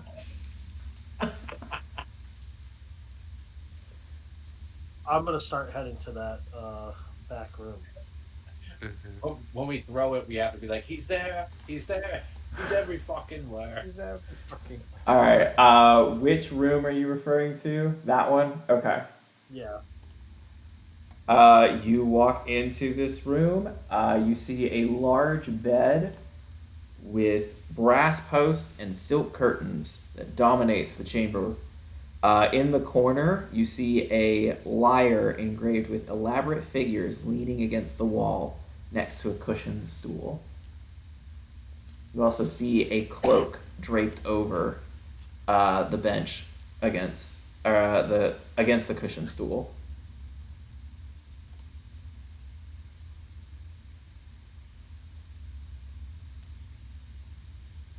Um, anything else around the bed area, like a nightstand with anything on it? No, just the bed. Yeah, just the bed. Okay.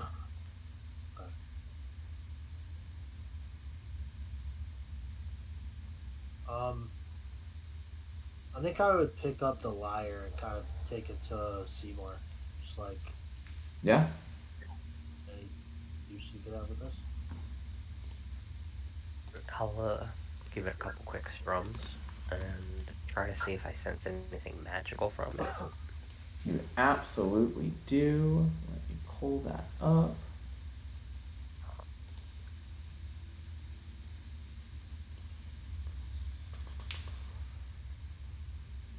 I have that. You pick it up and begin playing it.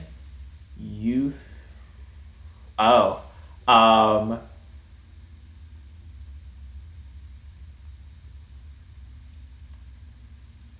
Make a wisdom saving throw.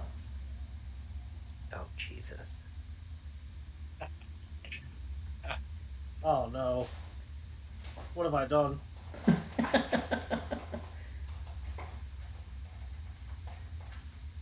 17. Nice. 17 saves. You feel a pressure on your mind as you begin playing this. You get the feeling that you are holding an incredibly powerful uh, magical magical instrument that has abilities, but because you are not attuned to it, the magic like doesn't have a place to go. Perfect. I will look at Desto and go. I think I might hold on to this and see what this is about, and I would put it with my stuff. All right. So you will put that with your stuff. You can go ahead and mark an instrument of the bards in your inventory, and we'll revisit the specifics of that later. But you've got an instrument of the bards.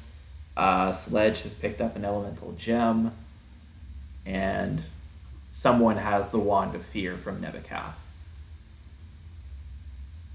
And then the Cape of the Montebank is with Desto. Nice.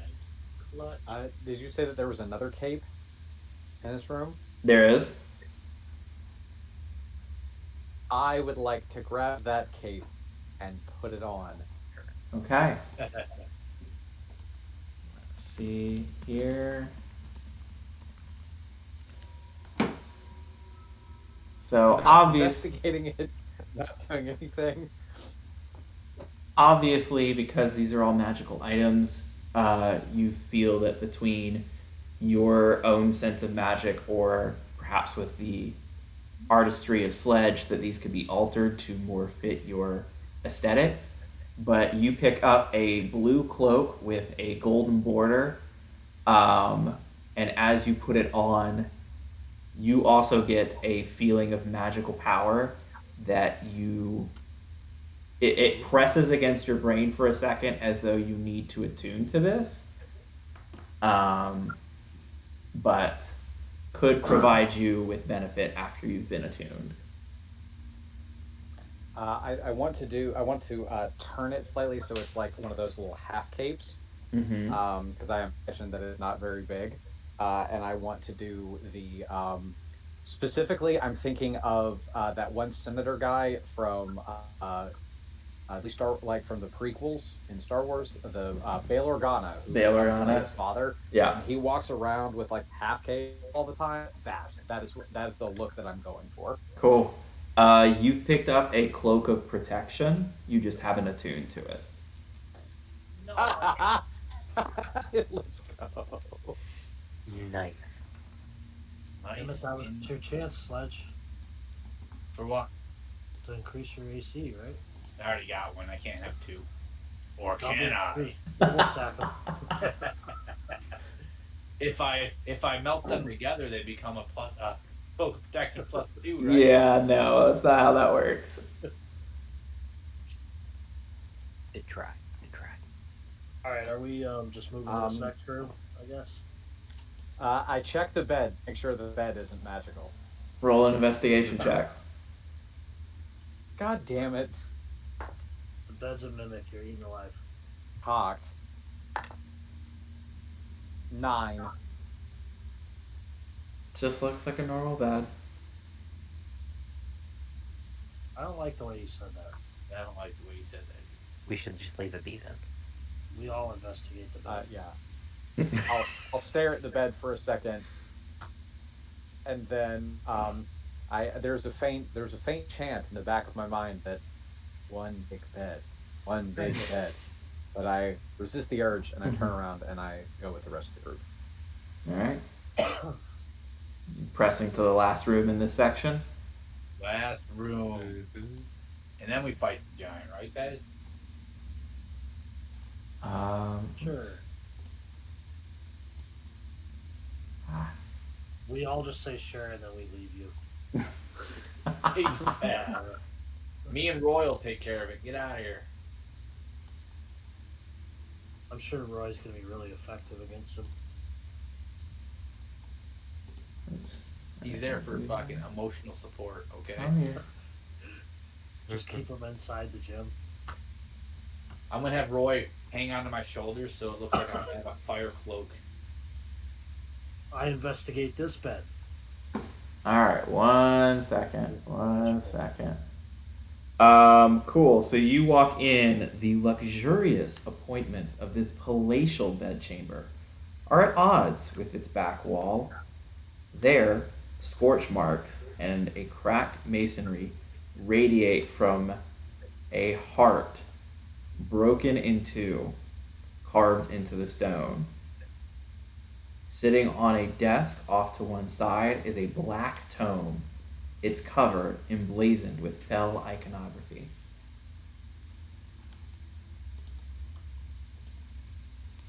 I'm going to walk up to the carving of the heart, like on the wall, Mm-hmm. and I'm gonna just kind of like put one of my hands up against it and like feel it down, and just kind of hang my head. Yeah. As you walk up, there is actually a gem sitting in the middle of the crack of this heart. And it itself is like a small black heart. And roll an investigation check.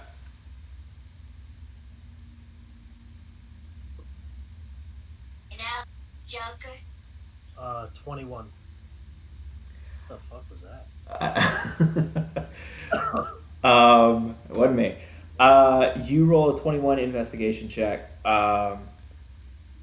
You look at this black, like ebony heart at the center of a stone heart carved into the wall and see runes carved onto it. And with a 21, you see that the runes um, have a or excuse me, yeah, the runes spell out a glyph of warding, which you know that there is a word you could say to deactivate it. Don't know what the word is.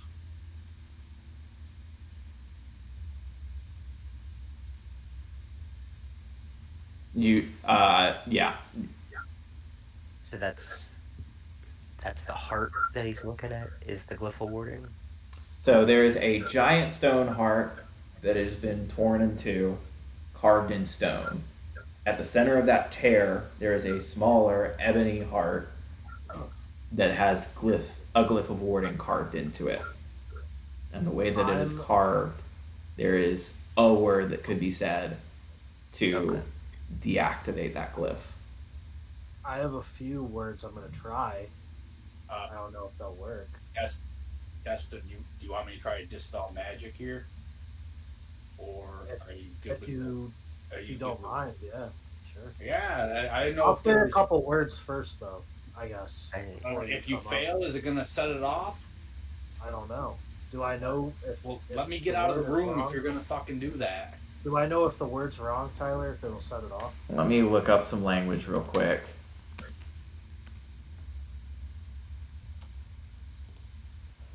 Buck quickly whisper the word melon and see if that works. Melons, we have lots of them. What's We're in the the Eldritch back. word for friend? Speak friend and enter. You get the sense that you would need to touch the heart in order to activate it. And then, as far as, um, yeah, if you were to, you get one shot at this. So in that case, I would just ask Sledge to dispel it. All right, don't worry. Disarming traps is a Grimfrost specialty. Usually, this goes for 50 gold pieces, but for you, give you the first one for free. I mean, And I have the gold pieces if that would make you feel better. no, you're part of the team. You're part of Grimfrost. We're like the ad agency. Just go I'm with it. part of Gripfrost. Part of Grimfrost. Part of the company. Okay. I'm gonna cast Dispel Magic then. Okay. I'm What gonna level are you take like casting at? Guys, let's stand back. I have I'm gonna 120. take like a half step back, and Oh, I'm just take. gonna kind of cringe, like in anticipation, because I haven't seen him do this. So my confidence level is not at an all-time high that this is gonna work. I turn to shield Seymour and Nebukath. And I guess what's his face? Bobby Joe's dad. Okay, Yeah. I have a 120-foot range on this, so if you guys want to it's keep eyes. backing up just in case, that'd be dope. You have a 120-foot range, but you also have to. Yeah, I guess you don't have to touch it if you're dispelling it, is assuming it works. So what level are you casting Dispel Magic at? I am going to cast it at fourth level. I'm going to use my last fourth level spell slot, just to try to play it as safe as possible. It might do nothing, but yeah, I choose the magical effect within range, which is the glyph of warding, Mm-hmm. and if it is fourth or lower, it ends. If it is higher, I have to make a DC equal to 10 plus the spell's level. All right. If you would make a roll for me, All right. the number you're trying to beat is a 16. Oh, damn it. I wasted a Can fun any of out. us help? Probably not. What's that? Never mind. Just No roll. help. What? God's He's be part with of the you. team. I told him he's part of the team. Right? Yeah, no help actions anyway. Give me a sec. 16, huh? And I had my spell modifier to this, right? Yes. Okay. Yeah, you're adding you're rolling and then adding your wisdom on. Okay, just straight wisdom modifier, right? Yep. All right. That's actually not good. Oh no. This could have been better. That is a 16 on the die. Yes. Fuck yeah. Oh, that was a 12 What I'm plus talking 4. about. Oh, Wow. shit. Hell yeah. All Oh my right. God. Good shit, AJ. So you dispel this glyph of warding, just narrowly avoiding as you see the magic dissipate into the air, recognizing that this was a disintegrate spell in waiting. Oh. Dude, I would have been Ash because I have such low HP. Holy shit, dude. As Oh my you god. do you then reach out and touch the gem? If he I'm not. doesn't, I'm then gonna leave that. I'll go grab it. I'm sweating, and after success, like after the success, I just kind of like collapse on the ground, like. All right. As a side note, I would like to look at that tome that you Okay. said was off to the side. Go ahead and make an Arcana check. Dude, Seymour's looking at the tome and he just hears turns around and there's a fucking pile of ash. The 22. Oh my god. 22. You look at this and recognize this to be a book of incredibly evil power. You think you've heard of this in your studies. Um, it's legendary, actually. It's known as the Book of Vile Darkness. Book of Vile Darkness. Adding that right now. However, I'm taking that. However, as you look at it closer, you recognize that this is actually a very highly trained or well trained mimic. You see just the slightest ripple of the pages as it licks its lip as you draw closer. Oh, Tyler, let's go. Oh god. Oh. We're in a pickle here, boys. I would turn to the group as I like go to reach towards it, then like come back. Guys, I think this book is a mimic.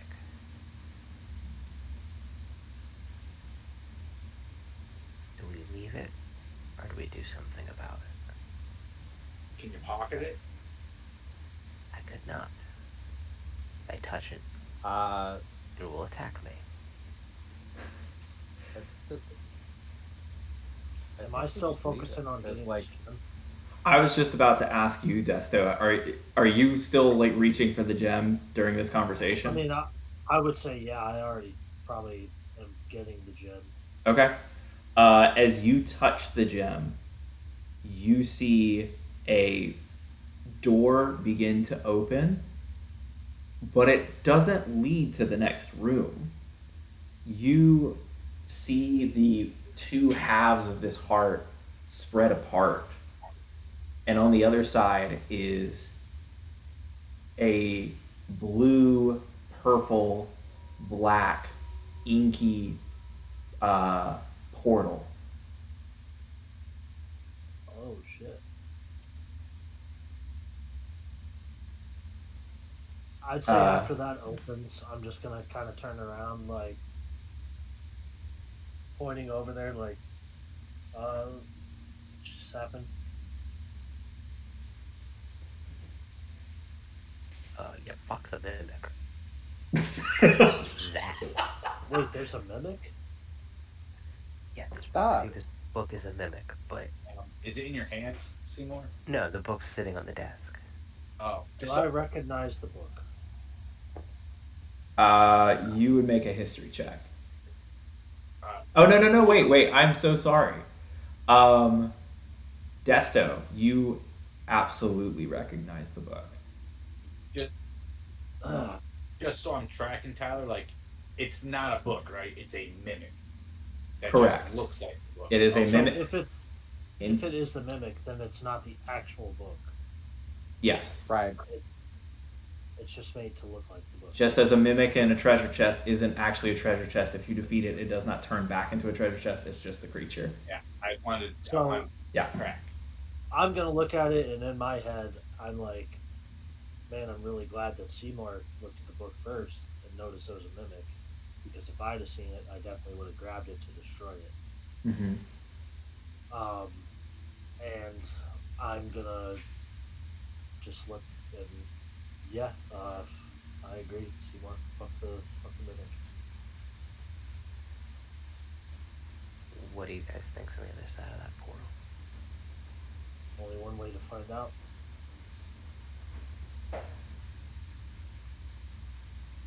I nod. I look at Nebuchadnezzar and is like, I'm asking it very nicely. Do you know what is in here? Um, As soon as this is the really scary. heart split, as Desto was saying holy shit, Nebuchad's skull stretched as his eyes got wide, his teeth chattered, and he was just like, holy fucking shit. That's a good sign. And as you ask this question, Buck, he's looks at you and is just like, oh, I got no fucking idea what that is. Okay. I will turn the baby Bjorn back into a backpack. Um, as all right, but I think you've heard this. And I'll like kind of stick him so that he's got like a little bit more, like his arms are now like over my shoulders. Yeah, you Um, like pop his arms back into socket each time, just like, oh, fucking god, fucking damn it. I am sorry. It was funny the first time. Now it is just a little sad. But It was fucking awful for me from Jump Street.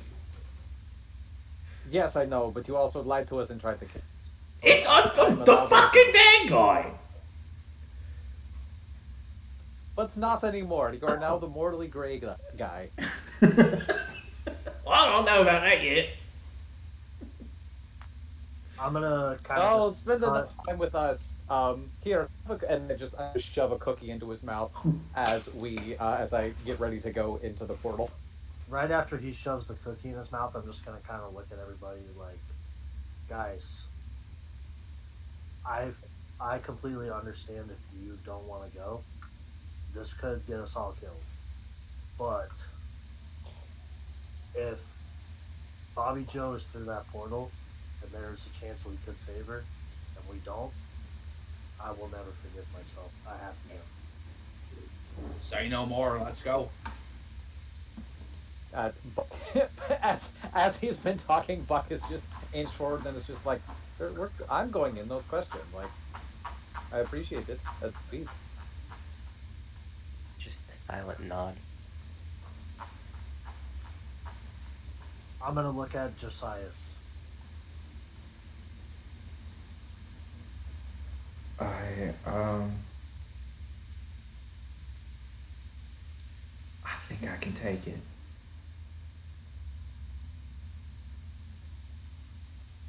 Well, Okay. Catherine, you in?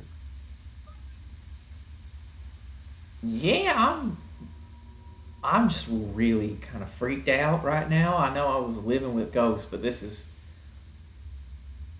very We all eerie. are. We all are.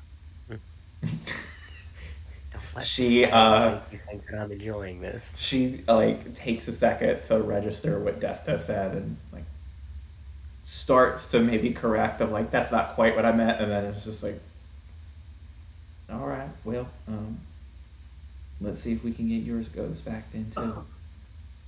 um, I don't think I iterated it to you, Tyler, but I'm gonna pocket that gem. By the way, Cool. Make a note on your inventory then. That piece of ebony is worth 5,000 gold pieces. holy shit! Okay. Damn. I wish we really cared about gold, but luckily we have a rich fucking person in Seymour, so it's Well, like, yeah, like I said, I didn't really plan on him rolling the 30,000 platinum. It's kind of hard to That plan said, for though, that. that said, Yeah, I you can't think I'm really plan playing for it. that. I'm playing it well. You Yeah, haven't let the money money is change you money. too We much. could have just ended our whole campaign.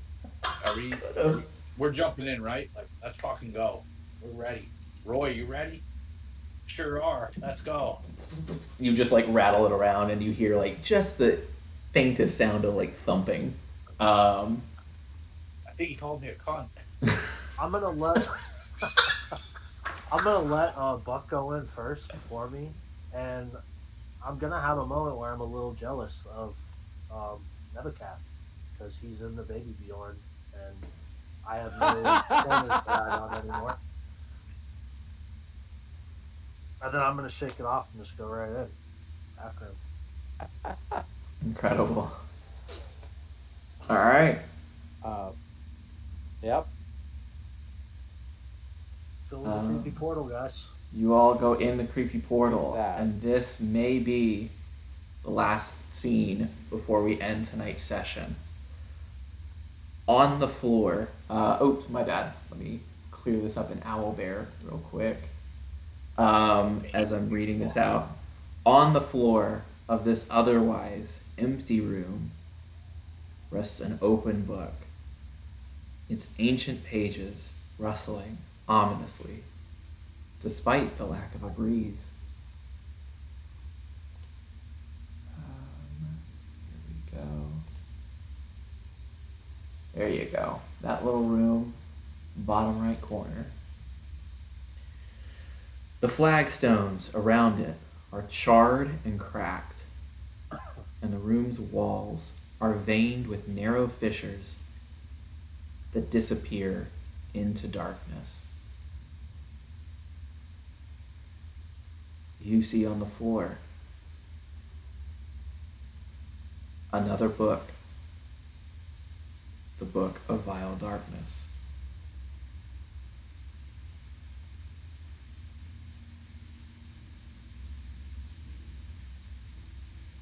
Desto, it's thicker than the last time you saw it.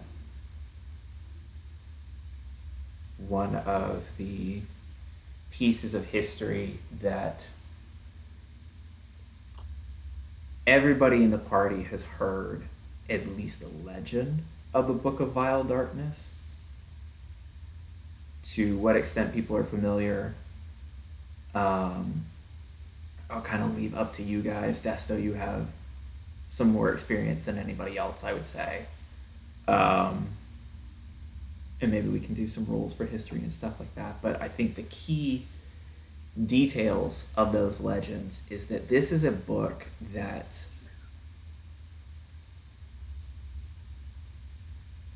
follows evil in the universe, or maybe evil follows it. Um, Even those that tell the legend aren't sure. But anyone who comes into the possession of this book, make sure to add something to it.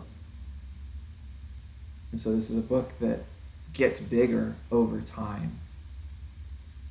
What people choose to put in it, whether it's journals of their own misdeeds, whether it's ideas for spells or magic items, maybe it's names either of the victims or of the people that inspire them. This book is a people's history of the darkest parts and moments of the universe.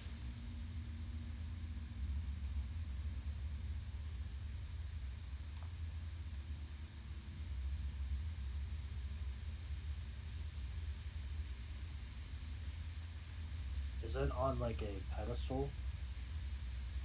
Yes, That it is looks on a so simple cool. stone pedestal, um, the cracks of which um, have an unnaturally dark shadow in each of them, as though it is not just the absence of light, but the absence of good in each of these cracks.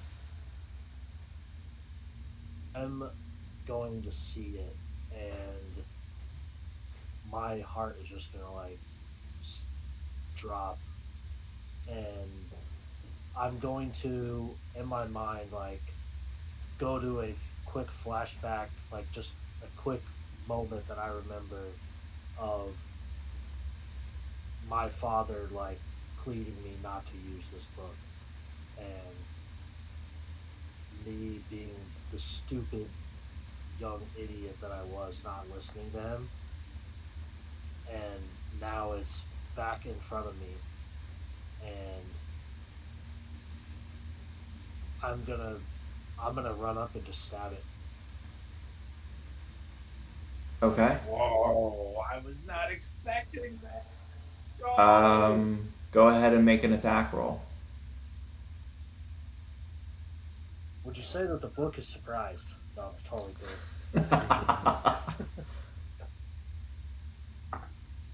Okay, that's 25. Vesto begins to like run forward to stab it. You hear Seymour in the back go, "Stop! Wait!" But it falls on deaf ears, I assume. Yeah, I would Oh, say I'm so tunnel. police, murder. You step forward, stabbing into the book. You leap and are able to point your dagger directly at the heart, the center of this book. And the moment the tip of your dagger touches the cover, you are blown backwards against the wall, and you take 18 points of damage.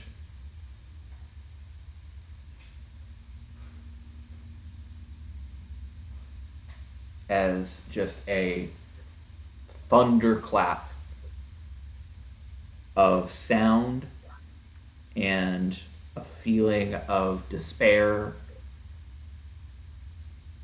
echoes in the room for a moment. The feeling subsides, but for a moment you all felt a bit hopeless.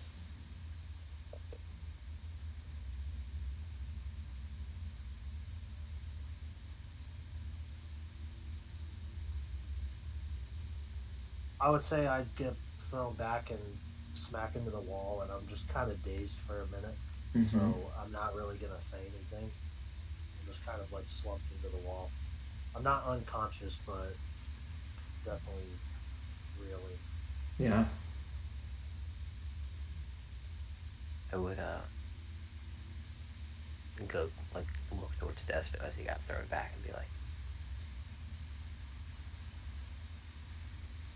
"I don't know much about whatever this book is, and it's obviously evil, but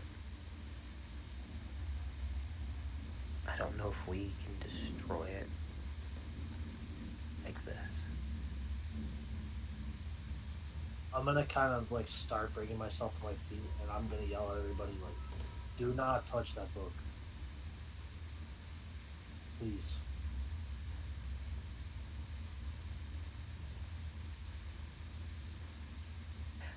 I have a question, DM. Okay.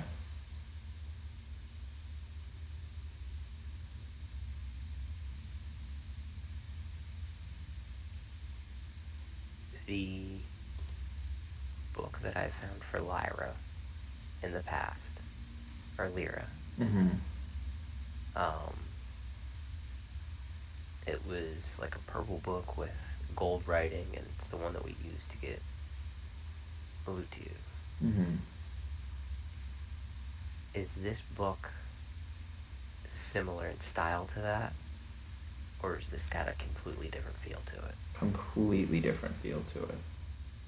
Okay. The one that you found of Elutiu was well bound. It was you think like a concerted effort by a couple of people near the end of Old Ammolia to chronicle the history and existence of Elutiu and kind of you found Elutiu's holy book. This is written by forces of evil.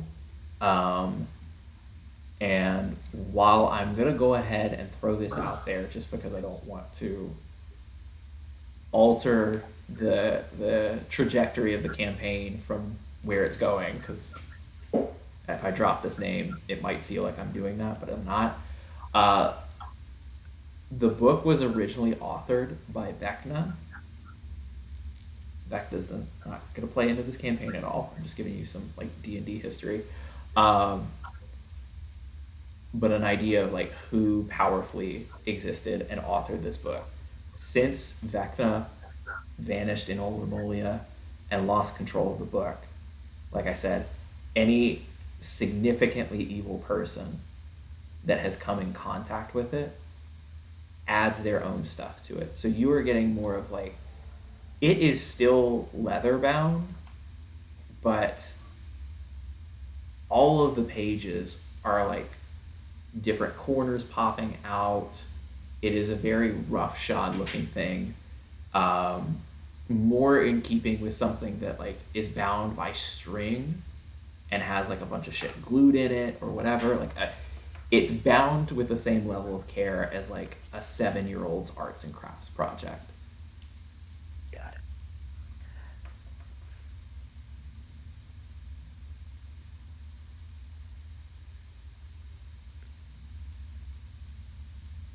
Hesta, when you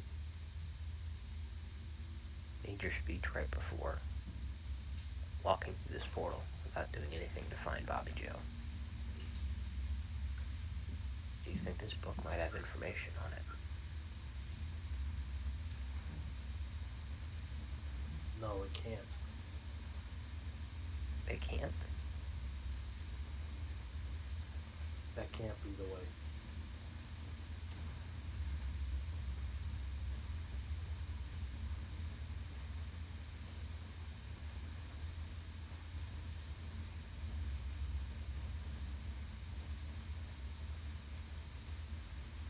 There's And something in here about You're taking gonna the see soul. me kind of just like doubting myself and what I said.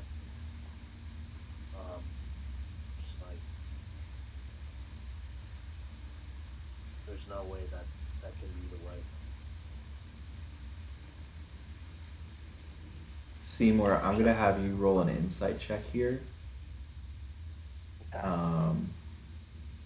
And Desto / Jimmy, within your permission, I'm gonna Jaeger your emotions a little bit, if that's all right.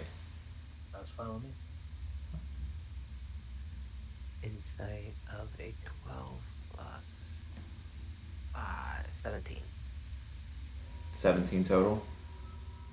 17. You get the feeling that Desto is speaking not from a place of knowing the truth, but of fear of what he's experienced before.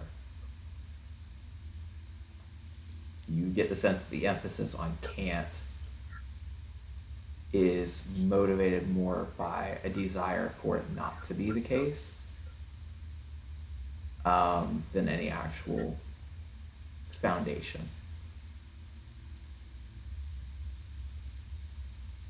This is all heart talking.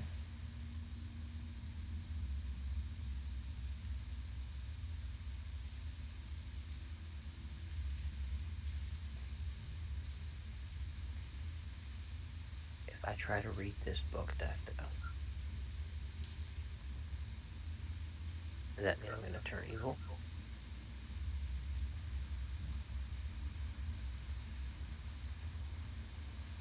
I don't know.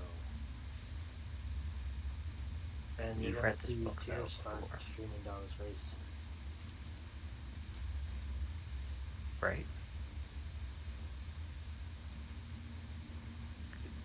read this much- before. Yes, I have.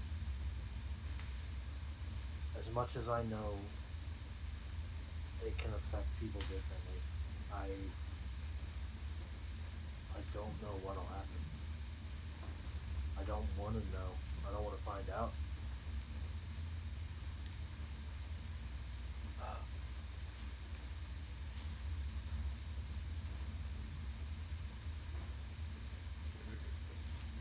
I'm so interested because I want to go grab the book or I want to go do something, but I don't know what to do right now. So here's what's going to happen. In this moment, you all are looking at a book so evil that it has shaped the environment around it. As I said before, any crack or fissure in this room is dark, not only from the absence of light, which you can see in this room. It's not that there isn't light, but each shadow is both devoid of light completely, and we're talking about objects and space and physical things not typically associated with this, but the shadows are absent of good as well. You just feel that inherently. And as the party beholds this legendary item or legendary tome, and Desto beholds a horror from his past, this is where we will end tonight's session as the group ponders what to do next.